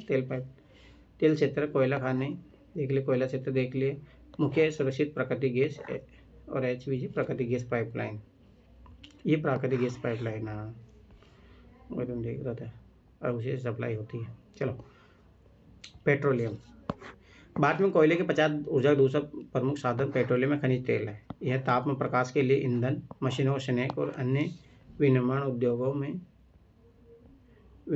कच्चा माल प्रदान करता है। तेल शोधनशालाएं, संश्लेषित वस्तु, ये यूपीएससी क्वेश्चन पूछा हुआ है। ऊर्जा तथा असंख्य रसायन उद्योगों में एक नोडीय बिंदु का काम करती है। भारत में अधिकांश पेट्रोलियम की उपस्थिति टर्शियरी युग की सेल संरचनाओं के अपनति व भ्रंश ट्रैप में पाई जाती है। वलन, अपनति और गुंबदों वाले प्रदेशों में यह वहाँ पाया जाता है जहाँ उद्वलन के शीर्ष में तेल ट्रैप हुआ होता है। तेल धारक परत सरंध्र, चूना पत्थर या बालू पत्थर होता है जिसमें तेल प्रवाहित हो सकता है। मध्यवर्ती असरंध्र परतें तेल को ऊपर उठने और नीचे रिसने से रोकती है। पैसेज पूछा था, मतलब सीसीएट में पैसेज पूछा था इससे रिलेटेड। पेट्रोलियम सरंध्र और असरंध्र चट्टानों के बीच भ्रंश ट्रैप में पाया जाता है। प्राकृतिक गैस हल्की होने के कारण खनिज तेल के ऊपर पाई जाती है। भारत में मुंबई हाई, गुजरात और असम प्रमुख पेट्रोलियम उत्पादक क्षेत्र है। भारत की मानचित्र में 3 प्रमुख अप्रतिष्ठित तेल क्षेत्र चिन्हित करें। अंकलेश्वर गुजरात का सबसे महत्वपूर्ण तेल क्षेत्र है। असम भारत का सबसे पुराना तेल उत्पादक राज्य है। डिगबोई, नहरकटिया, मोरन हुगू रीजन इस राज्य के महत्वपूर्ण तेल उत्पादक क्षेत्र है। प्राकृतिक गैस एक महत्वपूर्ण ऊर्जा, स्वच्छ ऊर्जा संसाधन है, इसीलिए क्वेश्चन पूछा भी है, जो पेट्रोलियम के साथ अथवा अलग भी पाई जाती है। इसे ऊर्जा के साधन के रूप में तथा पेट्रो रसायन उद्योग के एक औद्योगिक कच्चे माल के रूप में प्रयोग किया जाता है। कार्बन डाइऑक्साइड के कम उत्सर्जन के कारण प्राकृतिक गैस का पर्यावरण अनुकूल माना जाता है, इसलिए वर्तमान शताब्दी का ईंधन है। कृष्णा गोदावरी नदी बेसिन, ये यूपीएससी क्वेश्चन पूछा था, ये कहाँ पे पाई जाती है। कृष्णा गोदावरी नदी बेसिन में प्राकृतिक गैस के विशाल भंडार खोजे गए हैं। पश्चिमी तट के साथ मुंबई हाई, सन्निहित क्षेत्रों की खंबात खाड़ी में पाए जाने वाले क्षेत्र में वाले तेल क्षेत्र संपूरित होते हैं। अंडमान निकोबार द्वीप समूह में महत्वपूर्ण क्षेत्र है जहाँ प्राकृतिक गैस के विशाल भंडार पाए जाते हैं। ये सारी चीज़ें यूपीएससी क्वेश्चन पूछे थे वर्ड टू वर्ड। 1700 किलोमीटर लंबी हजीरा, विजयपुर, जगदीशपुर जैसे गैस पाइपलाइन मुंबई हाई और बशीन को पश्चिम में उत्तरी भारतीय उर्वरक व विद्युत व अन्य औद्योगिक क्षेत्र से जोड़ती है। इस धमनी से भारत के गैस उत्पादन का स्विंग मिला है। ऊर्जा व उर्वरक उद्योग प्राकृतिक गैस के प्रमुख नियोक्ता है, यहाँ रखना इसी से बनता है। गाड़ियों में तरल ईंधन का संपीड़ित प्राकृतिक गैस से प्रतिस्थापन देश में लोकप्रिय हो रहा, जो भी इस टाइम सरकार का भी है। अब तो ये तापीय तो बहुत सारे हैं, पर आणविक पता रखना कहाँ पे है। तो एक है केगा, महाराष्ट्र में है। कलपकलम तमिलनाडु में है। तारापुर, ये भी महाराष्ट्र में है। एक मिनट, ये केगा कर्नाटक में है। कलपकलम, तारापुर महाराष्ट्र में है। काकापारा, ये गुजरात में है। राजस्थान में रावतभट्टा, नरोरा यूपी में है। ये पता होना चाहिए आणविक कहाँ पे। तापे तो बहुत सारे हैं, पर एक बार पढ़ लेना, जैसे पीछे एक बार पूछ लेती उनके जलों के बारे में, जलाशय के बारे में, तो ऐसे कुछ नाम दे देगा, बोल देगा यहाँ पे क्या है। जैसे मान लो कोरडी नाम दे दिया, भूसावल है दे दिया, अब ऐसे नाम कभी पढ़ोगे नहीं, परीक्षा दे दिया, ये क्या है, किस चीज़ के लिए फेमस है, ऐसे करके पूछ सकता है। ये क्वेश्चन पूछा भी है और मैंने दिखाया था क्वेश्चन। विद्युत, आधुनिक विश्व में विद्युत के अनुप्रयोग इतने ज़्यादा विस्तृत है कि इसके प्रति उपभोग को विकास का सूचकांक माना जाता है। विद्युत मुख्यतः 2 प्रकार से उत्पन्न की जाती है। प्रवाही जल से, जो हाइड्रो टर्बाइन चलाकर जल विद्युत उत्पन्न करता है। अन्य ईंधन जैसे कोयला, पेट्रोलियम, प्राकृतिक गैस को जलाने से टर्बाइन चलाकर ताप विद्युत उत्पन्न की जाती है। एक बार उत्पन्न हो जाने के बाद विद्युत एक जैसी ही होती है। तेज बहते हुए जल से जल विद्युत उत्पादन की जाती है, जो एक नवीकरणीय योग्य संसाधन। भारत में अनेक बहुउद्देशीय परियोजनाएं जो विद्युत ऊर्जा उत्पन्न करती है, जैसे भाखड़ा नांगल, दामोदर घाटी का ऑपरेशन, कोपली हाइडल परियोजना आदि। ताप विद्युत कोयला, पेट्रोलियम तथा प्राकृतिक गैस के प्रयोग से उत्पन्न की जाती है। ताप विद्युत घर अनवीकरणीय योग्य जीवाश्म ईंधन का प्रयोग कर विद्युत उत्पन्न करते हैं। गे परंपरागत ऊर्जा के साधन कौन से हैं? ऊर्जा के बढ़ते उपयोग ने देश को कोयला, तेल और गैस जैसे जीवाश्म ईंधनों पर अत्यधिक निर्भर कर दिया है। गैस और तेल की बढ़ती कीमतों तथा इनकी संभाव्य कमी में भविष्य में ऊर्जा आपूर्ति सुरक्षा के प्रति सुनिश्चितता उत्पन्न कर दी है। इससे राष्ट्रीय अर्थव्यवस्था की वृद्धि पर गंभीर प्रभाव पड़ते हैं। इसके अतिरिक्त जीवाश्म ईंधनों का प्रयोग गंभीर पर्यावरणीय समस्या उत्पन्न करता है। अतः नवीकरणीय योग्य ऊर्जा संसाधन जैसे सौर ऊर्जा, पवन ऊर्जा, ज्वारीय ऊर्जा, जैविक ऊर्जा तथा अवशिष्ट पदार्थ जनित ऊर्जा के उपयोग को बहुत जरूरत है और ये ऊर्जा के गैर परंपरागत साधन कहलाते हैं। तो आजकल जो है इम्पोर्टेंट यूपीएससी इसलिए देखो सौर ऊर्जा से क्वेश्चन पूछा, ठीक है, टाइडल एनर्जी से क्वेश्चन पूछ चुका है, तो ये अभी इम्पोर्टेंट है क्योंकि भविष्य के लिए यही है। भारत में धूप, जल तथा जीवा संसाधनों में समृद्ध है। भारत में नवीकरणीय योग्य ऊर्जा संसाधनों के विकास हेतु बृहत कार्यक्रम भी बनाए गए हैं। परमाणु तथा आणविक ऊर्जा, परमाणु तथा आणविक ऊर्जा अणुओं की संरचना को बदलने से प्राप्त की जाती है। जब ऐसा परिवर्तन किया जाता है तो उष्मा के रूप में काफ़ी ऊर्जा विमुक्त होती है और इसका उपयोग विद्युत ऊर्जा उत्पादन करने में किया जाता है। यूरेनियम, थोरियम जो झारखंड और राजस्थान के अरावली पर्वत श्रृंखला में पाए जाते हैं, देखो ये भी क्वेश्चन पूछा है, 2-3 बार पूछ चुका है। यूरेनियम के बारे में, थोरियम के बारे में पूछा का प्रयोग परमाणु अथवा आणविक ऊर्जा के उत्पादन में किया जाता है। केरल में मिलने वाली मोनाजाइट रेत में भी थोरियम की मात्रा पाई जाती है, यही यूपीएससी ने पूछा है 2-3 बार। सौर ऊर्जा, भारत एक उष्णकटिबंधीय देश है। यहाँ सौर ऊर्जा के दोहन की असीम संभावना है। फोटोवोल्टाइक्स प्रौद्योगिकी द्वारा धूप को सीधे विद्युत में परिवर्तित किया जाता है। भारत के ग्रामीण तथा सुदूर क्षेत्र में सौर ऊर्जा तेजी से लोकप्रिय हो रही है। कुछ बड़े सौर ऊर्जा संयंत्र देश के विभिन्न भागों में स्थापित किए जा रहे हैं। ऐसी अपेक्षा है कि सौर ऊर्जा के प्रयोग से ग्रामीण घरों में उपले तथा लकड़ी पर निर्भरता को न्यूनतम किया जा सकेगा। फलस्वरूप यह पर्यावरण संरक्षण में योगदान देगा और कृषि में भी खाद की पर्याप्त आपूर्ति होगी। ये देखो इसी से हो रहा है। पवन ऊर्जा, भारत में पवन ऊर्जा के उत्पादन की महान संभावना है। भारत में पवन ऊर्जा फार्म की विशालतम पेटी तमिलनाडु में नागरकोइल से मदुरई तक अवस्थित है। इसके अतिरिक्त आंध्र प्रदेश, कर्नाटक, गुजरात, केरल, महाराष्ट्र तथा लक्षद्वीप में महत्वपूर्ण पवन ऊर्जा फार्म है। नागरकोइल और जैसलमेर देश में पवन ऊर्जा के प्रभावी उपयोग के लिए जाने जाते हैं। बायोगैस, अब यूपीएससी में फिर बता रहा हूँ क्वेश्चन इन्हीं के बारे में पूछेगी आजकल क्योंकि ये ट्रेंड में है। ग्रामीण इलाकों में झाड़ियों, कृषि अपशिष्ट, पशुओं और मानव जनित अपशिष्ट के उपयोग से घरेलू उपभोग हेतु बायोगैस उत्पन्न की जाती है। जैविक पदार्थों के अपघटन से गैस उत्पन्न होती है जिसकी तापीय सक्षमता मिट्टी के तेल, उपलों और चारकोल की अपेक्षा अधिक होती है। ये देखो बायोगैस संयंत्र ऐसे बनाए जाते हैं। बायोगैस संयंत्र नगरपालिका, सहकारी तथा निजी स्तर पर लगाए जाते हैं। पशुओं का गोबर प्रयोग करने वाले संयंत्र ग्रामीण भारत में गोबर गैस प्लांट के नाम से जाने जाते हैं। ये किसानों को 2 प्रकार से लाभान्वित करते हैं, एक ऊर्जा के रूप में, दूसरा उन्नत प्रकार के उर्वरक के रूप में। बायोगैस अब तक पशुओं के गोबर का प्रयोग करने में सबसे दक्ष है। यह उर्वरक की गुणवत्ता को बढ़ाता है और उपलों की तथा लकड़ी को जलाने से होने वाली वर्षों को नुकसान से भी रोकता है।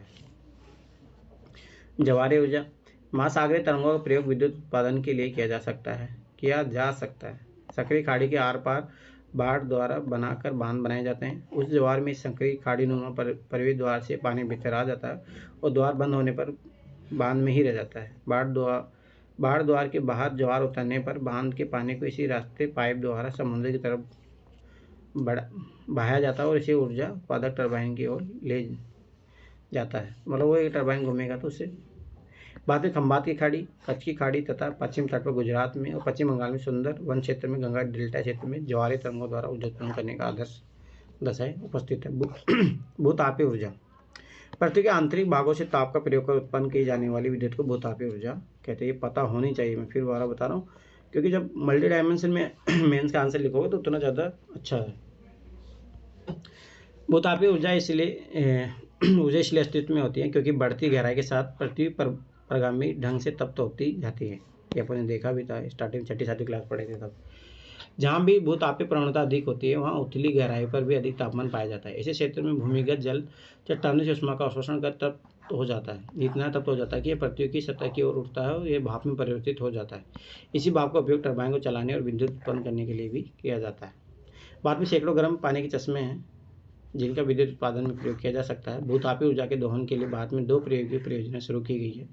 एक हिमाचल प्रदेश में मणिकरण के निकट पार्वती घाटी में स्थित है, दूसरा लद्दाख में पूगा घाटी में। ऊर्जा संसाधनों का संरक्षण, अब ये इंपॉर्टेंट है मेंस के लिए। आर्थिक विकास, ये पूरा का पूरा इंपॉर्टेंट है। आर्थिक विकास के लिए ऊर्जा की आधारभूत आवश्यकता है। राष्ट्रीय अर्थव्यवस्था के प्रत्येक सेक्टर, कृषि, उद्योग, परिवहन, वाणिज्य और घरेलू आवश्यकताओं की पूर्ति के लिए ऊर्जा के निवेश की आवश्यकता है। स्वतंत्रता प्राप्ति के पश्चात क्रियान्वित आर्थिक विकास की योजनाओं को चालू रखने के लिए ऊर्जा की बड़ी मात्रा की आवश्यकता थी। फलस्वरूप पूरे देश में ऊर्जा के सभी प्रकार का उपयोग धीरे धीरे बढ़ रहा है। इस पृष्ठभूमि में ऊर्जा के विकास को सतत पोषणीय मार्ग के विकसित करने की तुरंत आवश्यकता है। ऊर्जा संरक्षण की प्रोन्नति और नवीकरणीय ऊर्जा संसाधनों का बढ़ता प्रयोग सतत पोषणीय ऊर्जा के दो आधार हैं। वर्तमान में भारत विश्व के अधिकतम ऊर्जादक्ष देशों में गिना जाता है। हमें ऊर्जा के सीमित संसाधनों की न्याय संगत उपभोग के लिए सावधानीपूर्वक उपागम अपनाना होगा। उदाहरणतः एक जागरूक नागरिक के रूप में हमें यातायात के लिए निजी वाहन की अपेक्षा सार्वजनिक वाहन का उपयोग करके, ये बहुत अच्छे वो है, जब प्रयोग न हो रही तो बिजली बंद करके विद्युत बचत करने वाले उपकरणों के प्रयोग से तथा गैर पारंपरिक ऊर्जा साधनों के प्रयोग से हम अपना छोटा योगदान दे सकते हैं। आखिरकार ऊर्जा की बचत ही ऊर्जा का उत्पादन है। ये टैग लाइन है जो कहीं पे यूज कर सकते हो। ये सारी चीज़ें देखो, सॉल्यूशन को बड़े नहीं, अब देखो इन चीज़ों से बहुत सारा एनर्जी को सेव किया जा सकता है। देखो ये क्वेश्चन करने लायक है, इफिशिएंट क्वेश्चन पूछा भी है, और ये दोनों क्वेश्चन कर लेना, ये अच्छे क्वेश्चन है। ये छोटे मोटे क्वेश्चन है, एक बार ब्रेन स्टॉर्मिंग कर लेना, बस लिखने की जरूरत नहीं है इनको, अपन ब्रेन स्टॉर्मिंग कर लेना। चलो महक बताइए, मोनाजाइट रेत में निम्नलिखित कौन सा खनिज पाया जाता है? अरे अपन पढ़े ही थे। Thorium sir. ठीक है। नगीना, निम्नलिखित चट्टान की चट्टान के स्तर में खनिजों का निक्षेपण और संचयन होता है।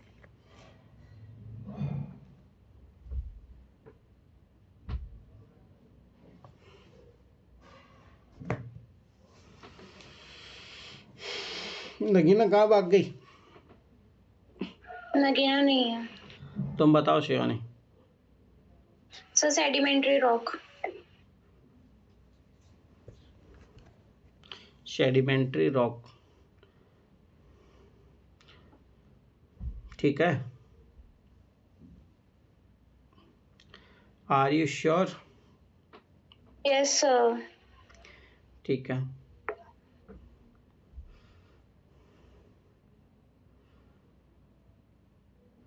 तो इसमें बताओ कौन से तत्व पाए जाते हैं, कौन से खनिज पाए जाते हैं? कौन से खनिज पाए जाते हैं सेडिमेंट्री रॉक में? सर सेडिमेंट्री रॉक में एक तो अपन को कोल मिलेगा, पेट्रोल मिलेगा, क्योंकि वो दब जाते हैं ना,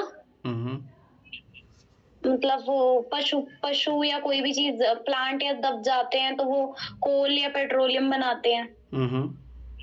वो स्ट्रेटा में दब जाते हैं ना, वो लेयर्स में। अच्छा, गैस भी वहीं मिलेगी? हाँ गैस भी मिलेगी, नेचुरल गैस।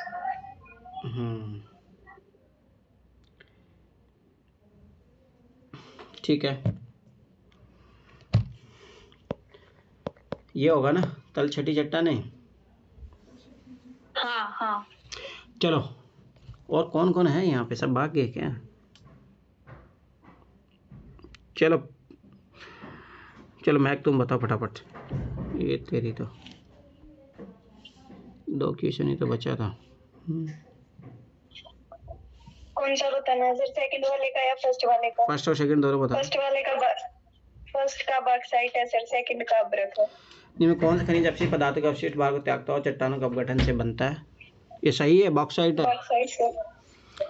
चलो सना बताइए। बॉक्साइट ठीक है। मेरा मत पूछो सर। झारखंड में स्थित कोडरमा निम्नलिखित किस खनिज का अग्रणी उत्पादक है? बताइए महक। अब्रक का सर। चलो ठीक है, तो ये 2 मैंने 4 क्वेश्चन जो लिखने के दिए लिख लेना, कल फिर ये पढ़ेंगे। विनिर्माण उद्योग, ये भी इम्पोर्टेंट चैप्टर है, ये डायरेक्ट यूपीएससी मेंस का जीएस 3 के सिलेबस। सर कौन से 4 क्वेश्चन दिए हैं सर? कौन से 4 क्वेश्चन दिए हैं? जो 120 वर्ड्स वाले है ना, देखो दोनों चैप्टर का थर्ड क्वेश्चन के वो फर्स्ट और सेकंड पार्ट। क्या मेरे को पता ही नहीं कब दिए। अरे दोनों चैप्टर के ये देखो, नंबर 3 है ना, ये 2 क्वेश्चन तो ये रहे, 2 क्वेश्चन तो ये है। कहाँ दिख नहीं रहे सर? भारत में कोयले के वितरण का वर्णन कीजिए और भारत में सौर ऊर्जा भविष्य उज्ज्वल है। दिख नहीं रहा क्या तुम्हें? टिक कर दो ना सर, इतना सारा लिखा हुआ है इसमें तो। अरे थर्ड नंबर 120 शब्दों में लिखिए, भारत में कोयले के वितरण, कोयले का डिस्ट्रीब्यूशन और अच्छा सौर ऊर्जा भविष्य, इस चैप्टर से ये। और उधर